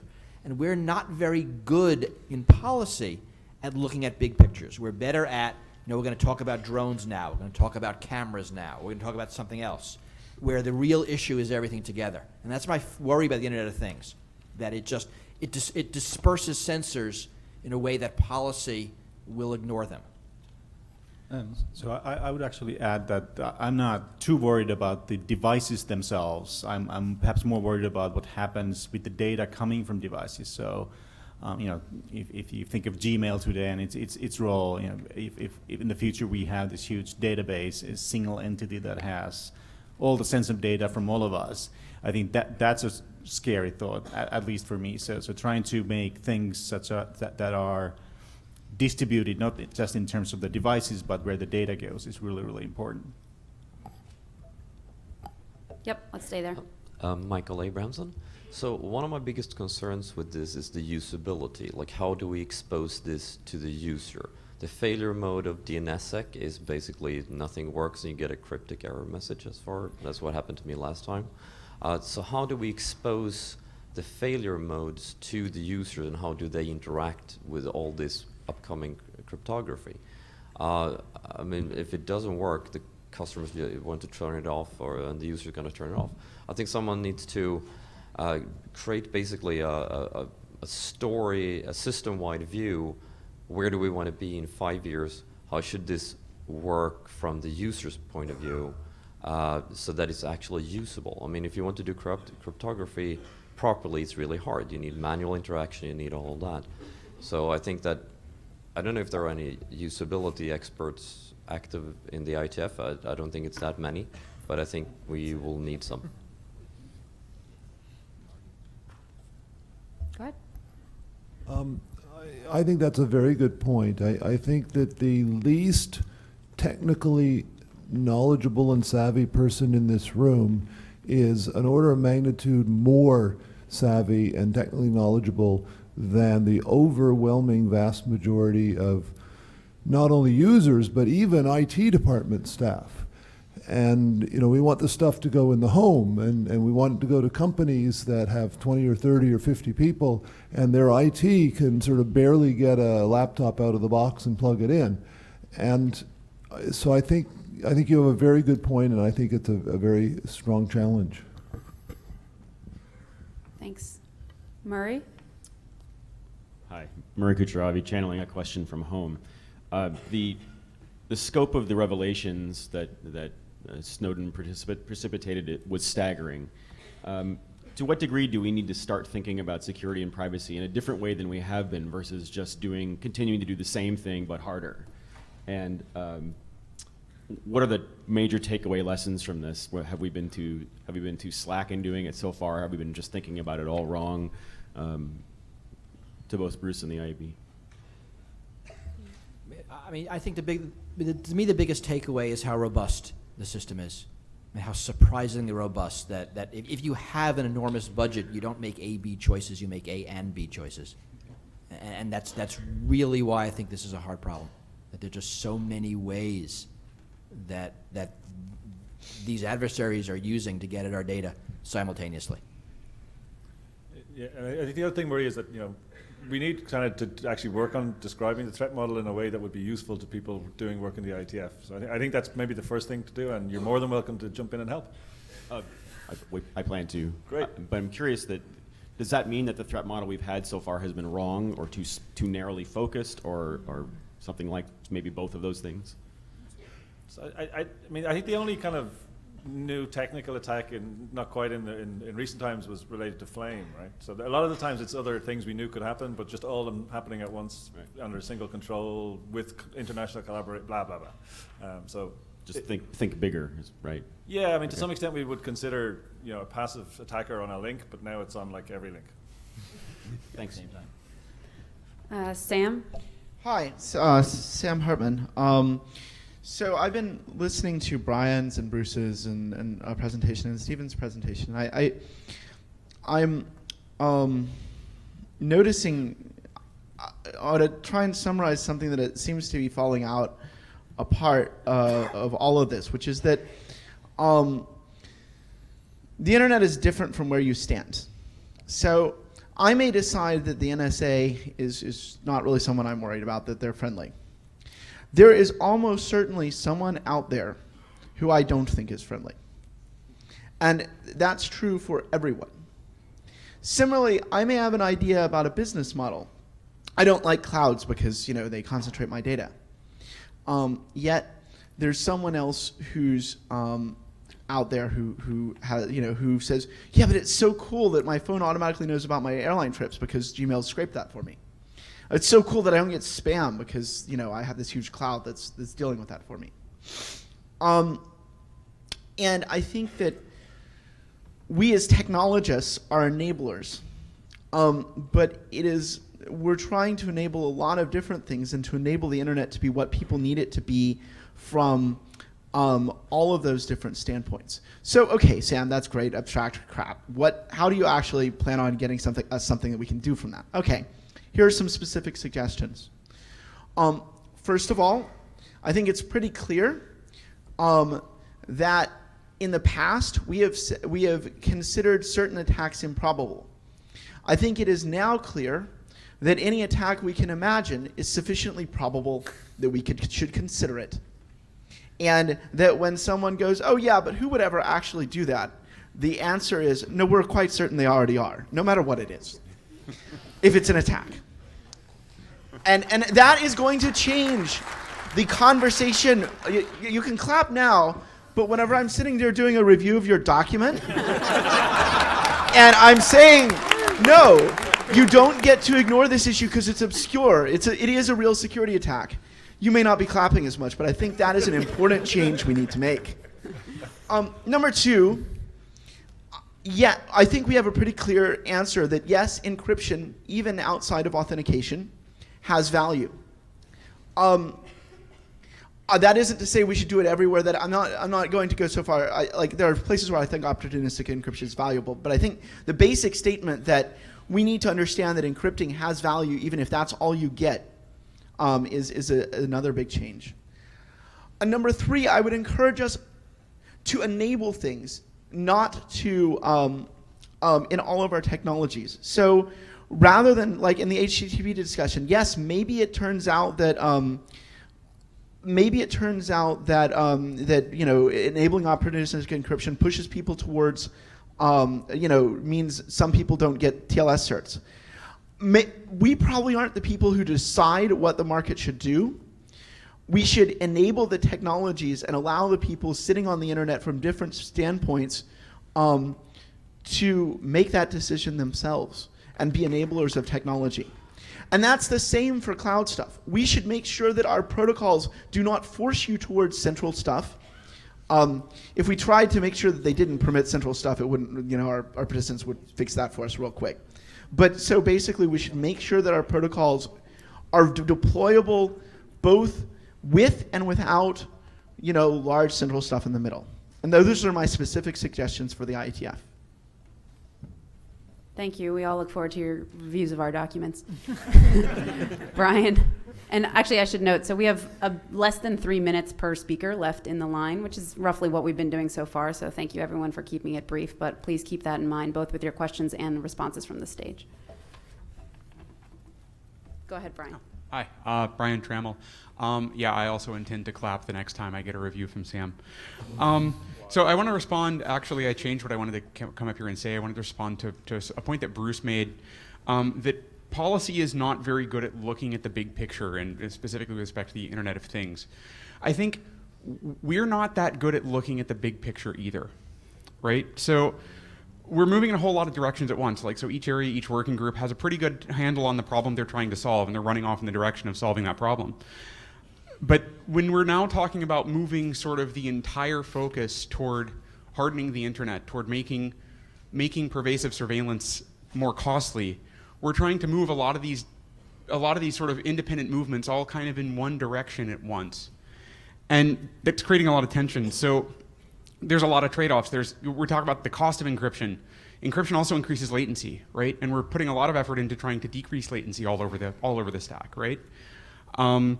So when we talk about decreasing observability for pervasive surveillance, we're also decreasing manageability and debuggability. So when we layer things, we're adding robustness, but we're also increasing siloing. So like people at the security layer don't really see what's going on the app side. The apps guys thinks the security guys are basically just going to put, like, oh, here's a review from Sam, great. So I just sort of like to ask the panel, how can we decrease that sort of the fact that we're a little bit fractured, that we're not doing a really good job of the big picture here? I think we need to do that better before we can address this problem sort of in a unified way. So I'd just like to ask for thoughts on that. So I guess I'd push back a bit. I mean, I'm not sure that we should kind of, hang around waiting for the big picture to emerge from No. Okay, maybe you didn't say that. Also, I think if you look at the kind of TLS 1.3 stuff that Ecker was presenting yesterday, I mean, it kind of, at the expense of some complexity, you can increase the security and reduce latency. Mm-hmm. Right, so we've learned some things about how to do that better, and we'll see if we do it well this time. Singh, do you want to respond? Oh, yeah. Okay, I like to mention a little bit of globalization, because actually the humans in the world are the same. All the people want to protect the privacy. However, there are trade-offs. One danger I feel is if we put too strong encryption, then probably some government will not try to connect internet directly, and maybe that's will split the internet. That's not a good thing. So actually, I encourage the global collaboration from our engineer and the IETF community. Let's go to the front mic. My name is Bhumip Khashnavich. I have a question for all three panelists. I don't think it's a technical issue, because the people who are trying to monitor or attack you, they have unlimited both technical and financial resources. So with that in mind, what kind of social, economics, and business policies do you think society as a whole or users should be aware of, especially in the Bachman Center, if there is any projects or anything going on, so that people become aware of it and can prevent this from happening? And if there are any projects who are providing funding for those projects. Thank you. So I disagree that this is not a technical issue. I mean, yes, we're dealing with adversaries with effectively unlimited budgets, but they cannot break the laws of physics. They cannot break the laws of mathematics.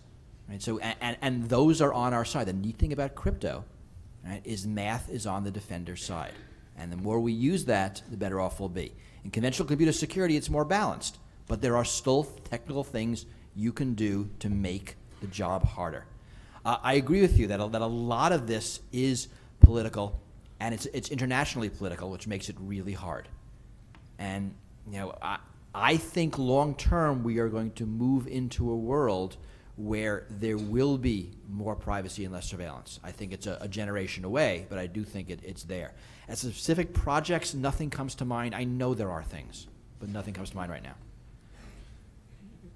Yeah, so I don't have much to add to that, but ironically, Brian, who was the last guy at the mic, used to have a project called Prism, which was increasing privacy.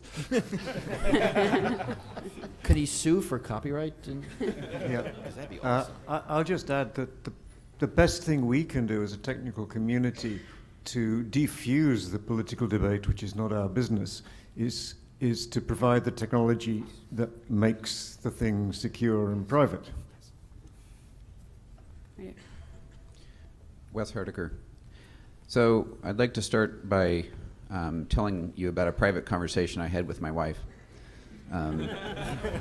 Actually, I didn't have it, and that's really the point. So on my way here to the IETF, I arrived at the airport nice and early, like I always try and do. And I was going to send her a text, and I got out my phone, and I started typing it. And then I realized I can't send this. Even though I was sending a private conversation to my wife, who would very much understand the point of my message, the statement, "This airport is dead," just let me believe, okay, who else is going to read it while I'm standing in the airport? And is it safe, to actually make that statement these days? And it's sad, right, that I felt that I actually had to stop and think about what I was saying and what I was typing, when really the only recipient was one person that I trusted to get the context right. And there really was nobody in the airport. But the fundamental problem, right, is that in the IETF, we have been architecting something under two thoughts that are now functionally no longer true. And if you look at all of our architectures, yes, as everybody else has pointed out, we centralize everything. It's like we're always sending messages to something else for it to eventually get to the end user. As Bruce said, well, you have to post stuff publicly to Facebook, but we're also posting private messages through Facebook, and that's bad. And the reality is, two things have changed. One, with the ubiquitous deployment of IPv6, we can actually now get to them directly, right? So, one of the fundamental scares recently has been NATs. Well, and if you have gone into any XMPP discussion or anything else, well, we have to send it to a central server because we can't get to them directly. Well, hopefully that's going to change. But we need to start architecting the protocols to make use of that as opposed to still trying to advent the old way. But the other thing that's changed drastically, if you go back and look at the beginning of SMDP, right, why do we send it through mail servers and not to them directly? Because they're not online. We have no idea whether they're going to be online or offline or whatever. Well, the reality is my phone's always online, right? We need to change our thinking to take into account two things. One, we probably can get to them, and two, they probably have something that will always be online for themselves right now. Everybody's in that boat now. So when we do have to send through a central server, we should also encrypt it not to the central server. TLS over everything actually doesn't help too much when you're going to be decrypted in the middle by everything, or everybody, as the case may be.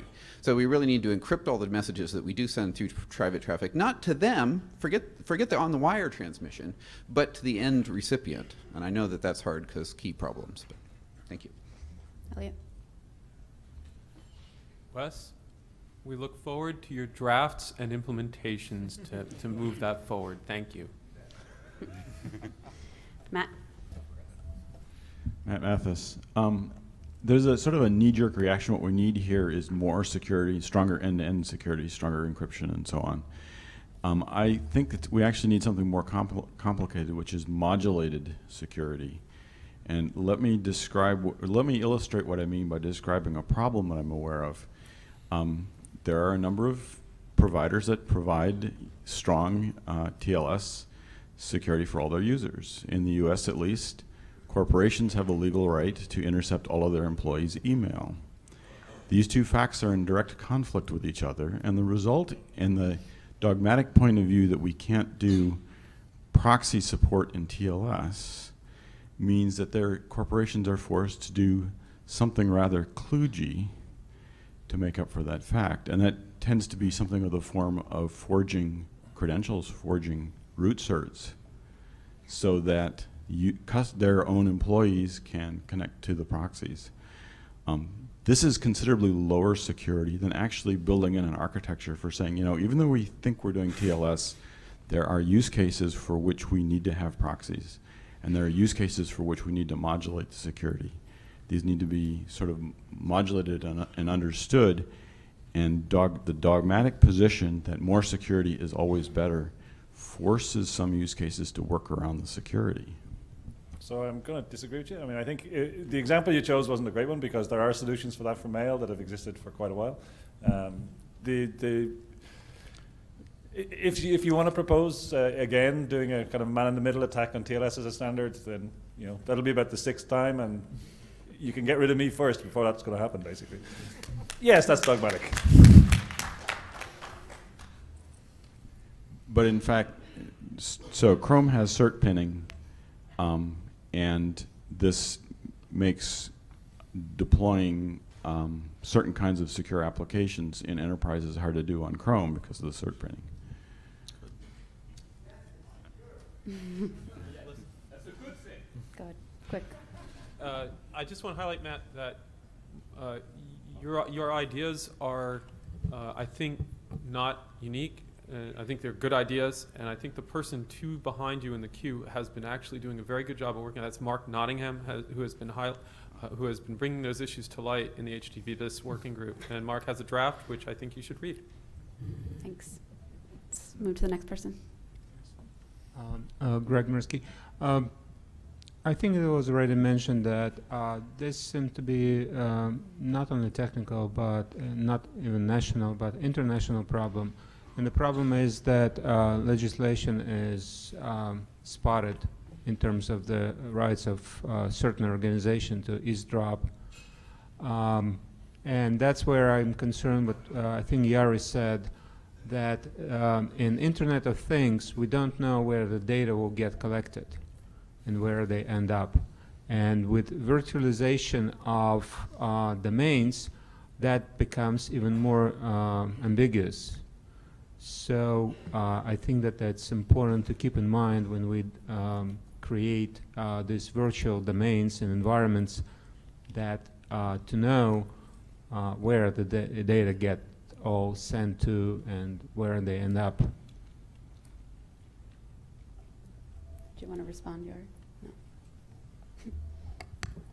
Yeah, so having information about where data lives is obviously important. I think there are other issues, obviously, in this space. I think, I mean, as was commented earlier, the ability to communicate directly and think hard before you use the cloud kind of advice is that also needs to be taken into account. And I guess for us at the IETF, the challenge is to make sure that we have the tools to be able to talk direct and distribute our data in several places, as opposed to always having to put it in one place in order to do the functions that we actually do need as users. So, I mean, there's a lot of work there. But, yeah, understanding where data is one part of it.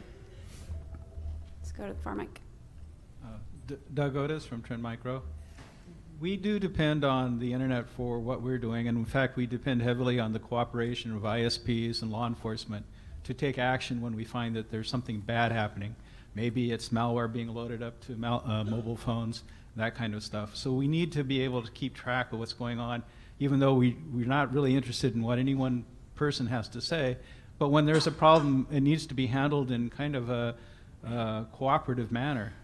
And so one of the things that I think we need to consider when we start putting encryption on everything, and I think that's a great thing, but for server to server, I think we need to take a different view of how that should work. We have the capability within all these protocols to exchange the client certificate with the server certificate, and I think that needs to be more of a common practice, so that when we're exchanging information at a larger scale, that if there is a problem, we can track it down.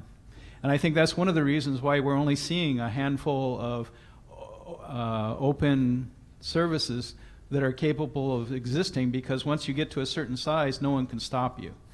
And I think that's why you end up seeing only a handful of people existing in that environment. If we had something that was more automatic, at the client certificate level, I think then you could start seeing a greater diversity of aggregation points, plus an ability to handle a problem. Thanks. One more thing. As we go to the IPv6 realm, and that's coming, we can't use the IP address anymore. And that's what we've been relying on, and that goes away. Tim. Tim Polk from NIST. On the sort of category of what things we're going to do, NIST announced on Friday that it's going to do a public review of its crypto standards process. I am actually going to be talking about that tomorrow at 1 o'clock in the SAG meeting, or in the 1 o'clock SAG session.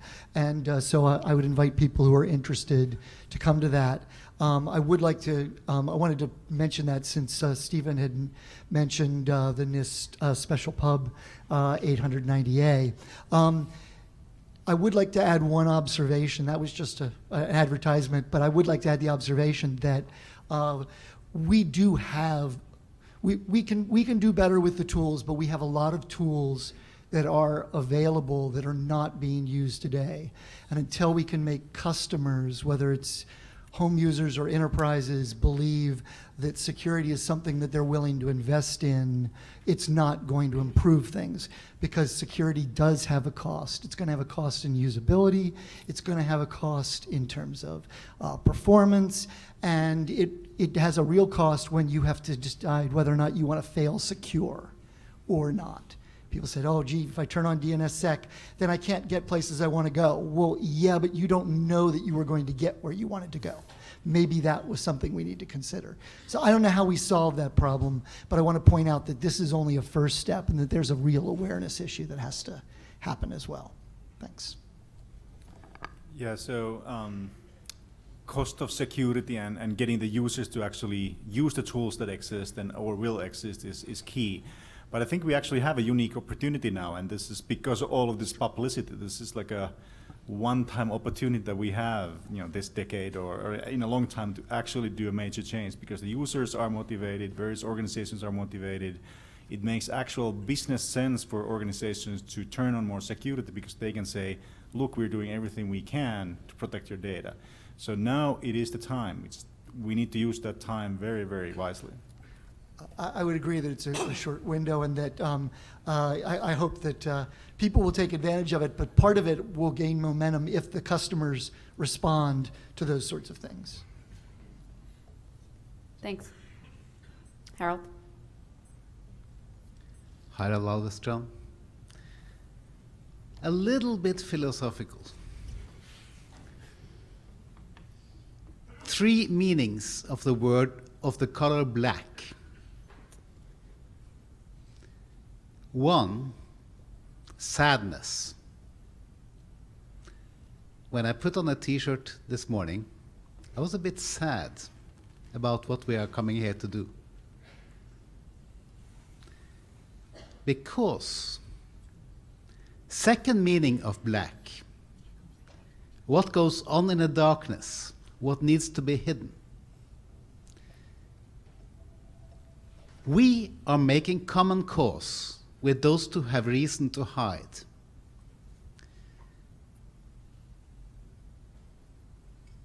Those who oppose regimes we don't like, and those who oppose regimes we like.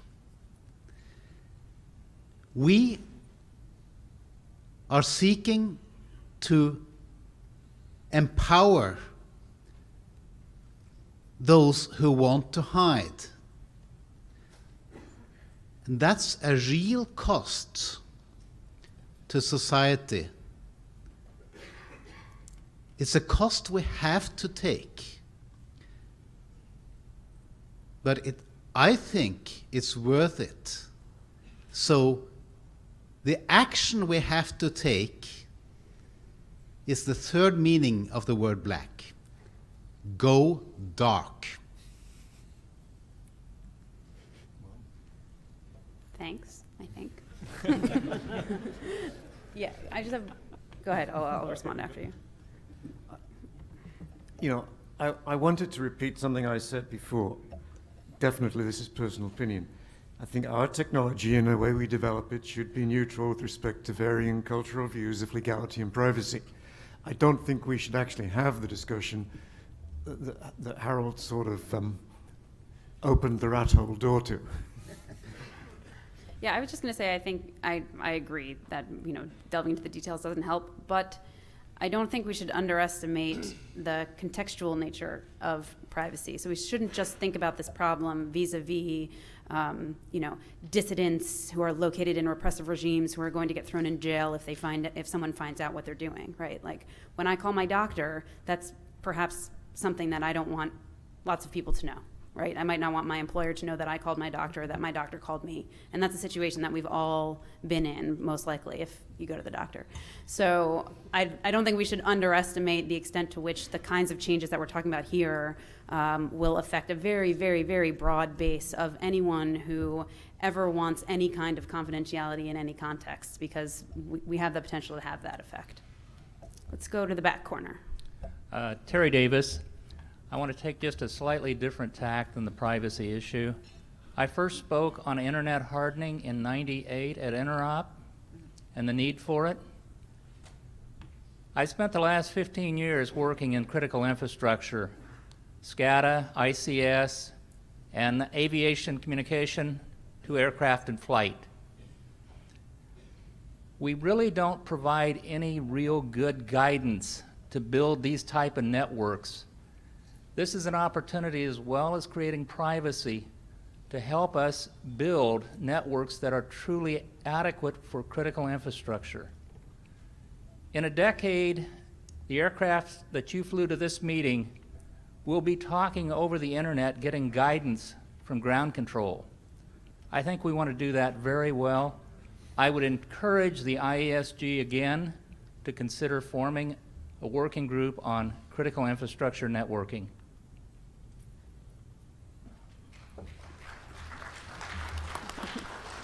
Do you want to respond, Elliot? Terry, Elliot here. Just briefly, I couldn't agree more with your comments, and I would highlight there's a recent article about how ADS-B, which is one of the protocols for ground-to-air, needs substantial work in terms of its security profile, and perhaps there's an opportunity for collaboration right there. I'm well aware of that problem. Dean. Dean Willis. I'm one of those people Stephen talks about that talks too much.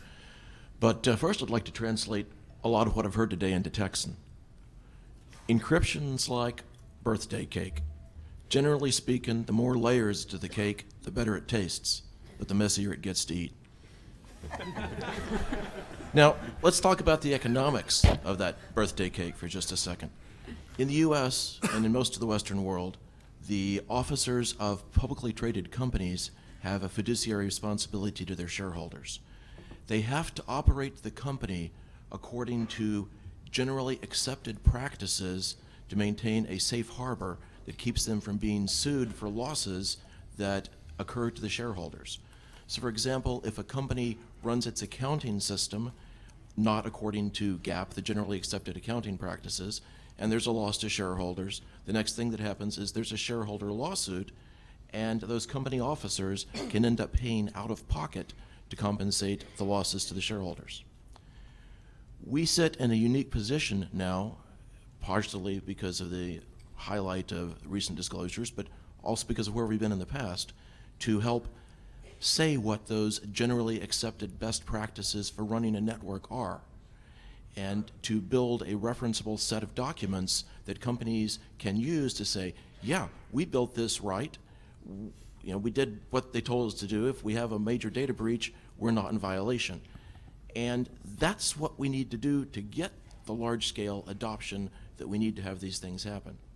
Yeah, I'd actually like to reply to that. I think you're making an excellent case because in addition to what, Sarbanes-Oxley, there's also HIPAA.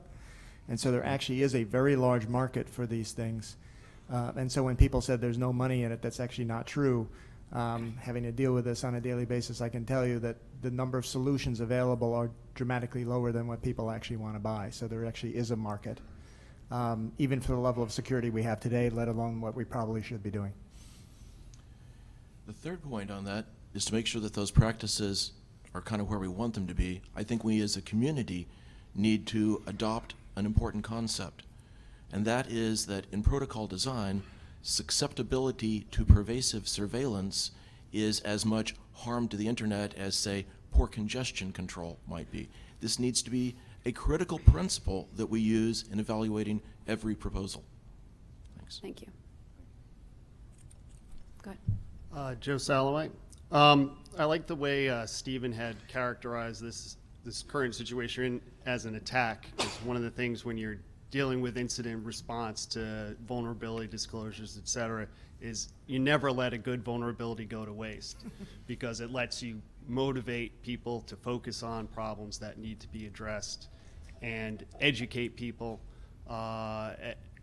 as to what the problems are that we're facing today. So I think we do have an opportunity, just like Yari had pointed out, this is a good time because people are going to be more receptive to some of the changes that we would want to make and probably need to make. So, a lot of the ideas that I've heard today are really good. So I think it's very promising, and I think certainly increasing the amount of encryption would be a good thing. One of the things that for me is working in product security space that keeps me awake at night is that there's a lot of soft targets out there, and it has nothing to do with encryption. It has more to do with the quality of the implementations. And one of the things I'd like to ask the group up here, and we don't need a complete answer now, is what sort of things can we do in our protocol specifications to make that the end result of these implementations more hardened and stronger? Thoughts? Ellie? Or go ahead. I think, the more idiot-proof, the better. You see things fall apart at every step of the process, but the more it is prescribed, the less someone can mess it up. Right? And so we'll see random number generators that are lousy because they're not specified as part of whatever the standard is. You see software choices. Lots of places it falls apart. The less options you give the person who doesn't know security, the less chance she's going to mess it up. That would be the thing I would say is most important. Elliot? Yeah, I agree with everything Bruce just said there, Joe. And there's a joke that I use, which is, this stuff should be designed by geniuses, not for geniuses. And to be more direct, I think, Joe, that we need to be a lot more considered in terms of the user. I'm less concerned about hardware implementations and more concerned about usability and the actual code and the actual deployment. Not that yes, there are going to be bugs, and that is a big problem, especially in the Internet of Things, where things won't ever get updated, probably. But users in using this stuff have a difficult time today. Stephen, did you want to respond? Yeah, actually, just briefly. Yeah, I think kind of agree with what's been said, but I think if we can kind of move more towards having whatever security and privacy features are defined in the protocols be the things that get used when people do interop testing. So make them more, so the mandatory to implement doesn't always get that done. We do a lot of interrupts on the clear text version and then ignore the supposedly secure version, and then eventually we fix it and add a secure version, which may be different from the first two. So if the more we can get people designing protocols where during the interrupt you're using the security and privacy features, the better. So I think oh, go ahead. Yeah. Short comment. We've been saying that the scope of our work is usually protocol on the wire, if there are bits on the wire. It seems to me that the comment is maybe around, maybe we should think about the scope because we're too narrow, and therefore there's the other part where we don't care or don't work on are actually the security weaknesses. And this is, something we've discussed in the IAB, right, which is we have tremendous mind share here, but it doesn't necessarily get sort of evangelized out to the people who have to go implement things. And is there a way to do that better after things have been specified? Mark. Mark Nottingham. I came to the mic to disagree with my good friend Elliot Lear with something you said, or maybe modify it. You said that we shouldn't encourage target dispersal. And okay, well then I misheard you. I don't think we should encourage it, but I do think we need to allow it in that I don't use Gmail. I used to run my own mail server. Now I use some guy in Florida who I trust to keep it secure, and I'm looking for somebody in Switzerland for some reason. Good country. And I'm able to do that because we have open protocols that allow us to do that. Now there's another situation, one of the big emerging applications in the last couple of years has been this kind of file sync thing, Dropbox, iCloud, whatever. We don't have any standard open protocols for that. And some people came to the IETF in Berlin, and we had a barb off about, they had an open source project, they wanted to standardize it, they wanted to have something interoperable. This is a hard problem. The economics are hard. But the turnout was really low. And these are the problems I think we need to be able to solve. It's ridiculous that I am being shoved into using Dropbox when I want to run my own server or I want to use my employer's server. And that's the stuff I'd like to see us as a community focus on. Regarding the larger discussion and then the previous comment about enterprises, There are a lot of things we want. I'm really unhappy with the current situation overall. I want things to be very secure. I don't want to have to think about this stuff as an internet user or my family. But then there's what we can get. And I'm concerned here, and I've heard this from a number of people, that the perfect is the enemy of the good. That there are people who want to take a principled approach here and say, this has to be perfectly secure, that we have to have a very high bar. And what I'm concerned is the line we have to walk as a community is the one between really good security and the potential for fragmenting the internet or fragmenting the web. And having whole communities drop off, whether it's countries or companies or having people blocking websites because they don't know them and they can't inspect the traffic. I don't know what the right answer is there, but I don't yet know that we have the luxury of being principled about everything. So, and I'm sure Elliot's going to want to respond to that. Good. Okay, I just, very quickly. There is a spectrum between very high concentration of a small number of servers and total dispersion. And what I wanted to point out is that there's a trade-off to be had in between. I went all the way to the other extreme when I was talking about little home devices, right? Oh yeah, Right? yeah, I'm with you there. So Yeah. so there's this this middle ground. And to your other point, I certainly agree with you that there is a problem with the potential for good being the enemy of perfect. But there's an interesting thing going on in your working group, which is that people are looking to propel adoption through the incentive, propel adoption of TLS through the incentive of gaining the benefits of HTTP2. And I think that's a very interesting thing for people to be studying. And it's like it's a bit of a roll of the dice, right?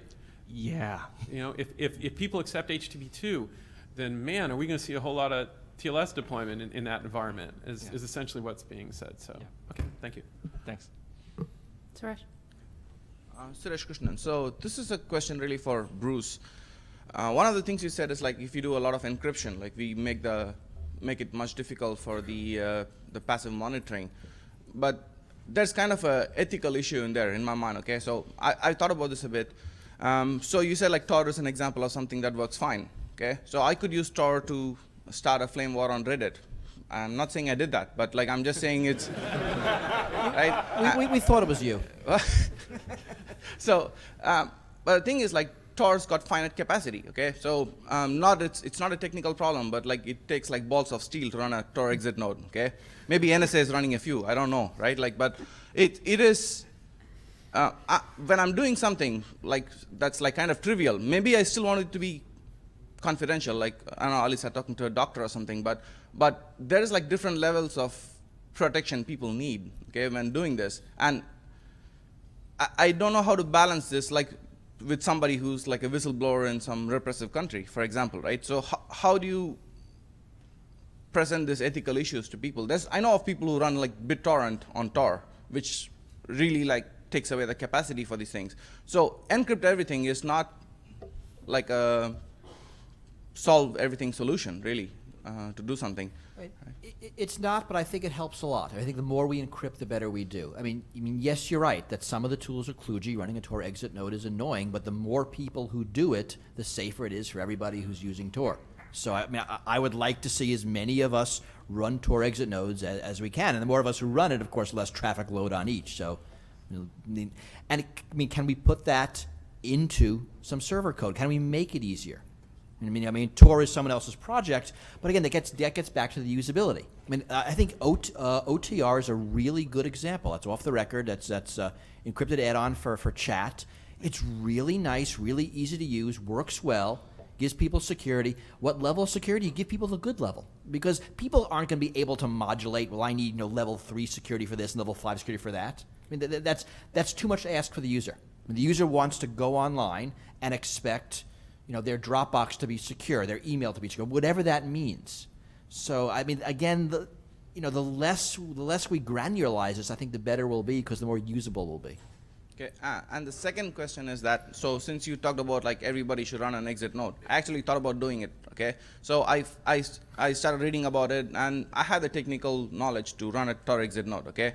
But the thing is, like, if you look at the legal repercussions of running an exit node, it looks scary, right? Like I become like liable for so many things that. Has anyone been prosecuted for that? I don't know. I actually don't think it's scary at all. But I mean, yes, I mean, but there's safety in numbers here. It's scary to be a whistleblower. It's scary to build privacy tools. It's scary to use encryption. And as long as it stays that way, we lose. Yeah, you use encryption, it is a red flag, which is why we should all use it if we don't have to.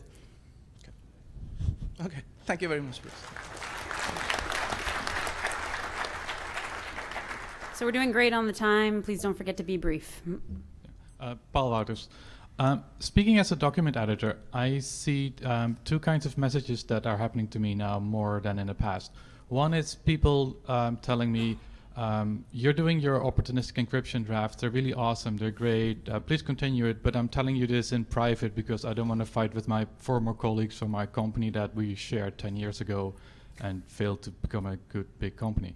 And second, I'm getting comments saying, Paul, your drafts are really awesome and nice. I would say so publicly, but I have in the past taken NSA money, and therefore I think if I publicly comment on your drafts, then everything is tainted. So I would like to remind people that we are technical people. Whatever you say, I don't care if you work for the NSA.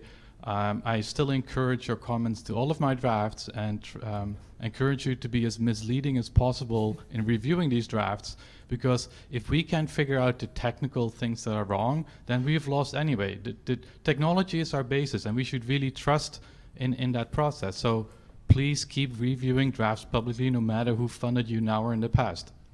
Well said. Thank you. Yeah, and there is, I mean, our process is public, and as long as we have, everything's done in the open, and there's a large number of people reviewing things, we have not so much to worry about, someone affecting our standards in an inappropriate way. So the more of you who can comment on things, the better.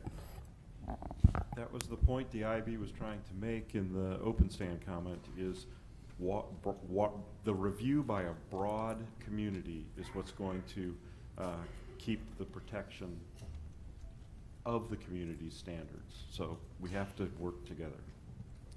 Bob Moskowitz, Verizon Enterprise Services. In the Detroit area, and maybe Duggan can pull off his second turnaround, we'll see. But I am an internal consultant to a lot of the organizations inside Verizon. The Terramark people tend to ignore me, but I've been told that getting HIPAA compliance in the Florida data center was really hard, and it constrained a lot of their typical cloud operations to get that. And maybe that may be some of the bearings on what's been happening recently. But again, I'm not connected with the Terramark people, so don't ask me. But I am connected with our wireline people, and have been working and trying to get deployment of 802.1ae MAC layer security. But at the same time, I've been involved in discussions of a commercial off-the-shelf product that they can put on the fiber so they can get management and information that's occurring on that particular fiber link. So they don't want to turn encryption on, because whoever would then plug that device in would then have to get somebody else to turn the encryption off so they can then do the monitoring. So we got this classic, and that goes back in '97. I tried to do this in Chrysler to get IPsec inside of Chrysler for a finance application, and the network people said, no, you've stopped our management capability. So again, these are these pressures that you get inside, but we are getting some movement to get that. In terms of certificate usage, and Bruce, I sent you a private message. I hope you respond to it on elliptic curve. You'll look for it later, hopefully. But I'm reading here. We have two groups, our UIS and our MCS group, and I'm working with them to get more end-user type certificates, 802.1 certificates for devices in SDN use and so forth. So we are seeing, and I'm working with other companies in this area also to get some movement on that. But this is a hard problem also in terms of how to get the costs down, how to leverage existing certifications of individuals for medical, how we can get medical certificates based on a person's medical license to just say that this is indeed a doctor or nurse, pharmacist, to leverage that as saying that, okay, we now have a medical certificate, and our UIS people have been working on deploying that particular model. But how do we get that now in a broader scope beyond professionals to the jail public eye out there as well, to leverage that identity for a trust model for certificates to get the cost down for those certificates. These are challenging problems that we are working internally, and advice on this and guidelines would be useful. And also, as I also have a SAG presentation coming up on application security tomorrow. But my comment and interest, again, I'm kind of stuck here wearing two hats between the fact that I have worked for major ISP now for the past 7 years, and that kind of limits me, but gives me opportunities as well. But we need to, again, work more on identity. Attacks are not necessarily the crypto stream, but the identity attacks. As was mentioned, the forged certificates, the ability to forge certificates, and to change your whole identity model, which makes it so you don't have it. Just more guidelines in these things and more efforts on this. Thanks. Hi, Hirota Nakajima. In the IETF, we are working on the protocols, so maybe my talk could be out of scope, but I would like to share my experience, which could be a potential threat of our data and privacy. So I just arrived at Vancouver on the Saturday night, and I entered the Canadian border. Then I picked up my baggage. Then the Canadian Custom and Border Protections called me to the booth, and they forced me to open up my laptop because they need to scan my laptop and my iPhone, iPad, any digital device for child pornography. Of course, I don't have that, but they forced me to tell the password, and they wrote it down, the password, to just a piece of paper, like memo pad, and they took my laptop and went to the hidden secret room, and they takes half an hour, and they said I can go. I think that's kind of experiment. I knew that, but this is my first time, and I never do this kind of experiment, and I'm feeling that. Of course, we are talking about, we are working on the protocol and we are technical, so not the political. But I think the password or any credentials gonna be like, once I leak them, I tell the password, there is no way to secure my privacy or data. So I don't have any plans, but I think we should working on that kind of issues as well. Thank you. Bruce, do you want to? Give a response. We know the U.S. does that. We know the UK does that. This is the first time I've heard Canada doing that. Since I've been involved with the Snowden documents, I travel abroad with a burner phone and a burner computer. And unfortunately, we are now living in a world where I have to do that. And you're right. This is not something that computer security or cryptography will fix. Because an officer of the court is demanding you to hand over your keys, and in some jurisdictions, they can put you in jail if you don't. So now the solution is to minimize our data. So this is a wholly different problem, but it would be nice if protocols would support that. Ted? Ted Harney. I came up to disagree with Brian and very strongly on 2 points. The first point is he looked forward to a long debate, and I hope we don't need one. I think this was quite a long line to stand in, and I think probably this is enough debate for it.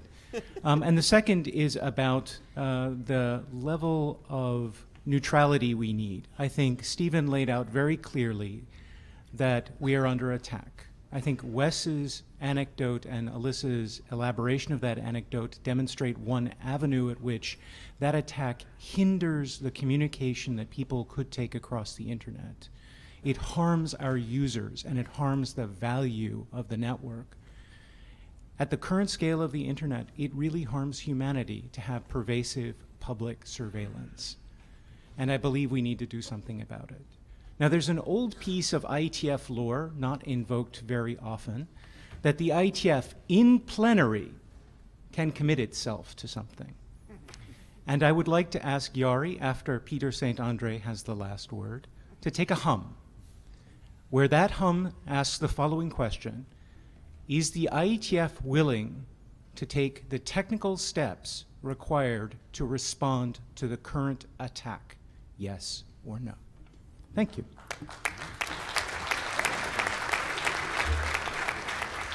So I see that Russ is adding. Yes, Brian, I'll let you respond. I would say that Russ is, I believe, adding that one to the list of potential hums that we had perhaps planned to take. So. This is Brian. To just respond directly, I will be delighted if the debate is short. So I didn't mean to say it was a good thing that it would be long. Secondly, yeah, I have no problem with regarding, the news of the last couple of months as a very interesting paradigm of an attack model. I just think that doesn't mean that our technical response should be focused only on that attack model, because there are other attacks now and in the future, including, for example, the attacks on privacy by business rather than by governments, that we should be equally strong in resisting. So I don't think that changes my view of what we should do next. The last word, Peter. Hello, my name's Peter St. Andre. In terms of practical actions, as I announced on Monday morning, we are working to ensure that there is ubiquitous hop-by-hop encryption on the XMPP network by May 19th, 2014. So if you're running a Jabber server, please go to https://xmpp.net. You can run a report on how good or bad the security of your server is, and you will, through that, perhaps discover that you have improvements to be made. We are working toward ubiquitous encryption. This means that in the future, if your server doesn't do the right things, you might not be able to join chat rooms at jabber.ietf.org if I can get those folks to sign our little manifesto. I'm also working with Paul Wouters. He didn't mention, but he and I are working on an internet draft documenting OTR so that we can have more implementations, and hopefully that will be published as an informational RFC sometime in the future. I don't particularly like OTR. I think it's kind of a messy protocol, but it's good, it works, and let's get it documented. I think that we have gone quite a long ways with the architectures that we assumed back in the early days of the internet, and I do not know that those are sustainable. We are working, we're working to encrypt the XMPP network. OTR is nice end-to-end. I think more peer-to-peer technologies might be something that we really need to investigate in the future, and I know a lot of people who are hacking on such technologies right now. To echo what Wes and Ted said, we have a free society to some extent, and that free society depends on the fact that not everything is public. And if everything is public, if everything is recorded, people will self-censor, and we cannot have a free society under self-censorship. Thanks. Thank you, everyone. I think this was a really productive discussion, and when they're done talking to each other, I'm going to turn this over to Yari and Russ.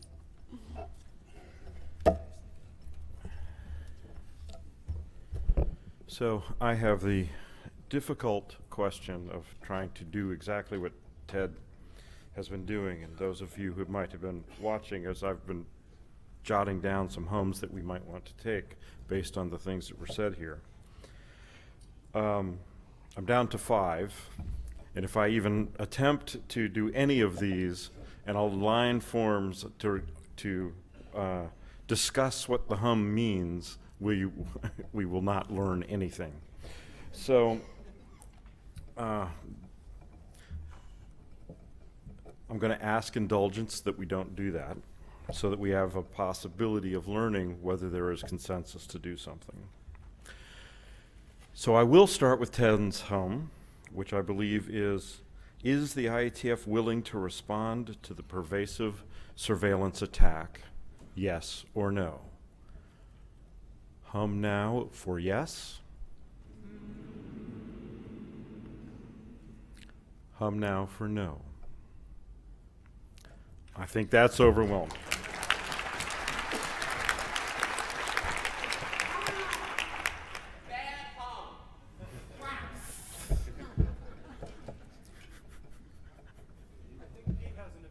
You think?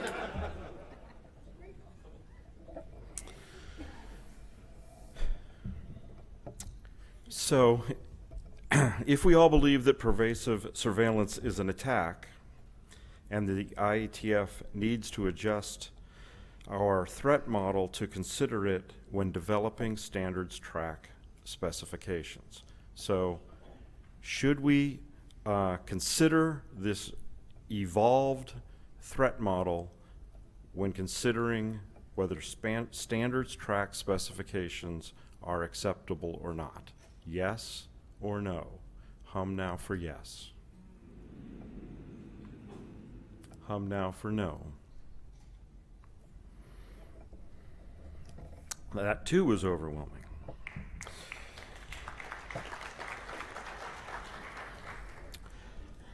Next question. The IETF should include encryption even outside of authentication where practical. Yes or no? Hum for yes. Hum for no. That too is overwhelming.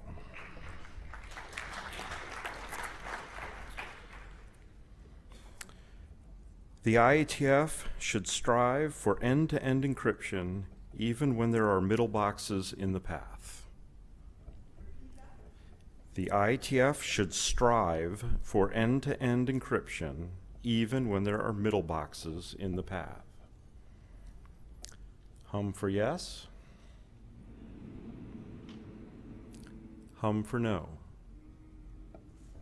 That's mixed, but more yeses.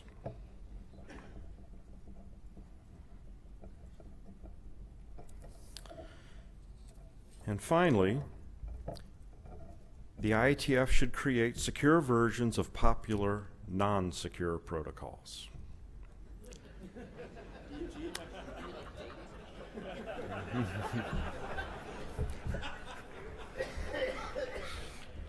This is a response to the Dropbox-like comments. And so where we know there are insecure but highly used protocols, should the IETF take on the creation of secure alternatives? Hum for yes. Hum for no. Mostly yes, a couple no's. Thank you very much for indulging me in not having an edit of each of those. And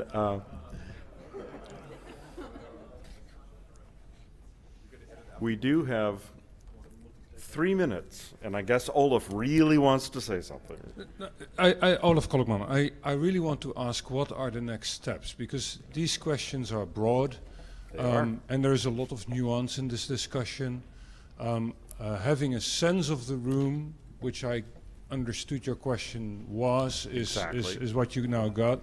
But getting the nuances right, how are we collectively going to do that? Okay, so there's at least 2 things we're going to do yet this week. So the first one happens right after lunch, and that is the per pass BOF, where we will discuss some potential work that the IETF might take on in that area.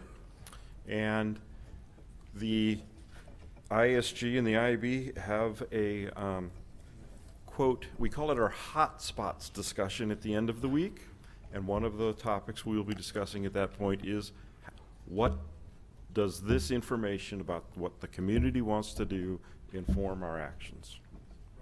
Yes, Yari. So in terms of what are the next steps for the hums or the positions that the room seems to be having today here, I think that's where Brian's long process comes in, I guess. And of course, Olaf is right. This is very nuanced and it's more detailed than we've heard today. I think this gives us now a very good direction on how to move forward. I think we probably want to document some of this as an RFC and actually get text written out. And if you look at some of the older RFCs, it's not just single sentence, it's pages and pages of nuance. So that is the task that we have to look at as well in the coming months. Yes, Derek. Derek Atkins at Mokana. So a question to you, Russ, and to everybody else. the IETF has in the past already standardized on certain opportunistic encryption technologies which have never been implemented. Indeed. So if we're just creating standards, how do we get them to be implemented and then deployed in the wild if we've already failed at doing so? And how can we change? What do we need to change to get those implementations out there when we haven't in the past? Clearly, that has to be part of the discussion, and I certainly don't have an answer off the top of my head. And buttons is one example of work you're talking about. And Derek, that's actually part of the topic of the ITAT workshop, is how do we get our protocols implemented and deployed. And V6 aligns with what you just said as well, and it has nothing to do with security. I'm sorry, we are out of time. Maybe one last question. Xiaohong, I'm really thinking out of box. Consider this. Shipping one thing from a place to another place around the globe is not something new. Why people were not complaining that my mails were stolen or my goods are losing during the shipping? It's things that we have been done for hundreds of years. So one thing I might think of is maybe during that time, encryption was the thing. And second, that the mailman, all of them are identified. So they are less likely to steal the things, to steal the mails. And also, for example, consider this. If your mails were stolen or lost, you will sue your delivery company, right? That's things that I can think of. Okay, well, that's certainly outside, the last part is certainly outside the technical part that we came here to talk about. Yeah. But as we said in the beginning, there are things that other people need to do as well. Enjoy your lunch.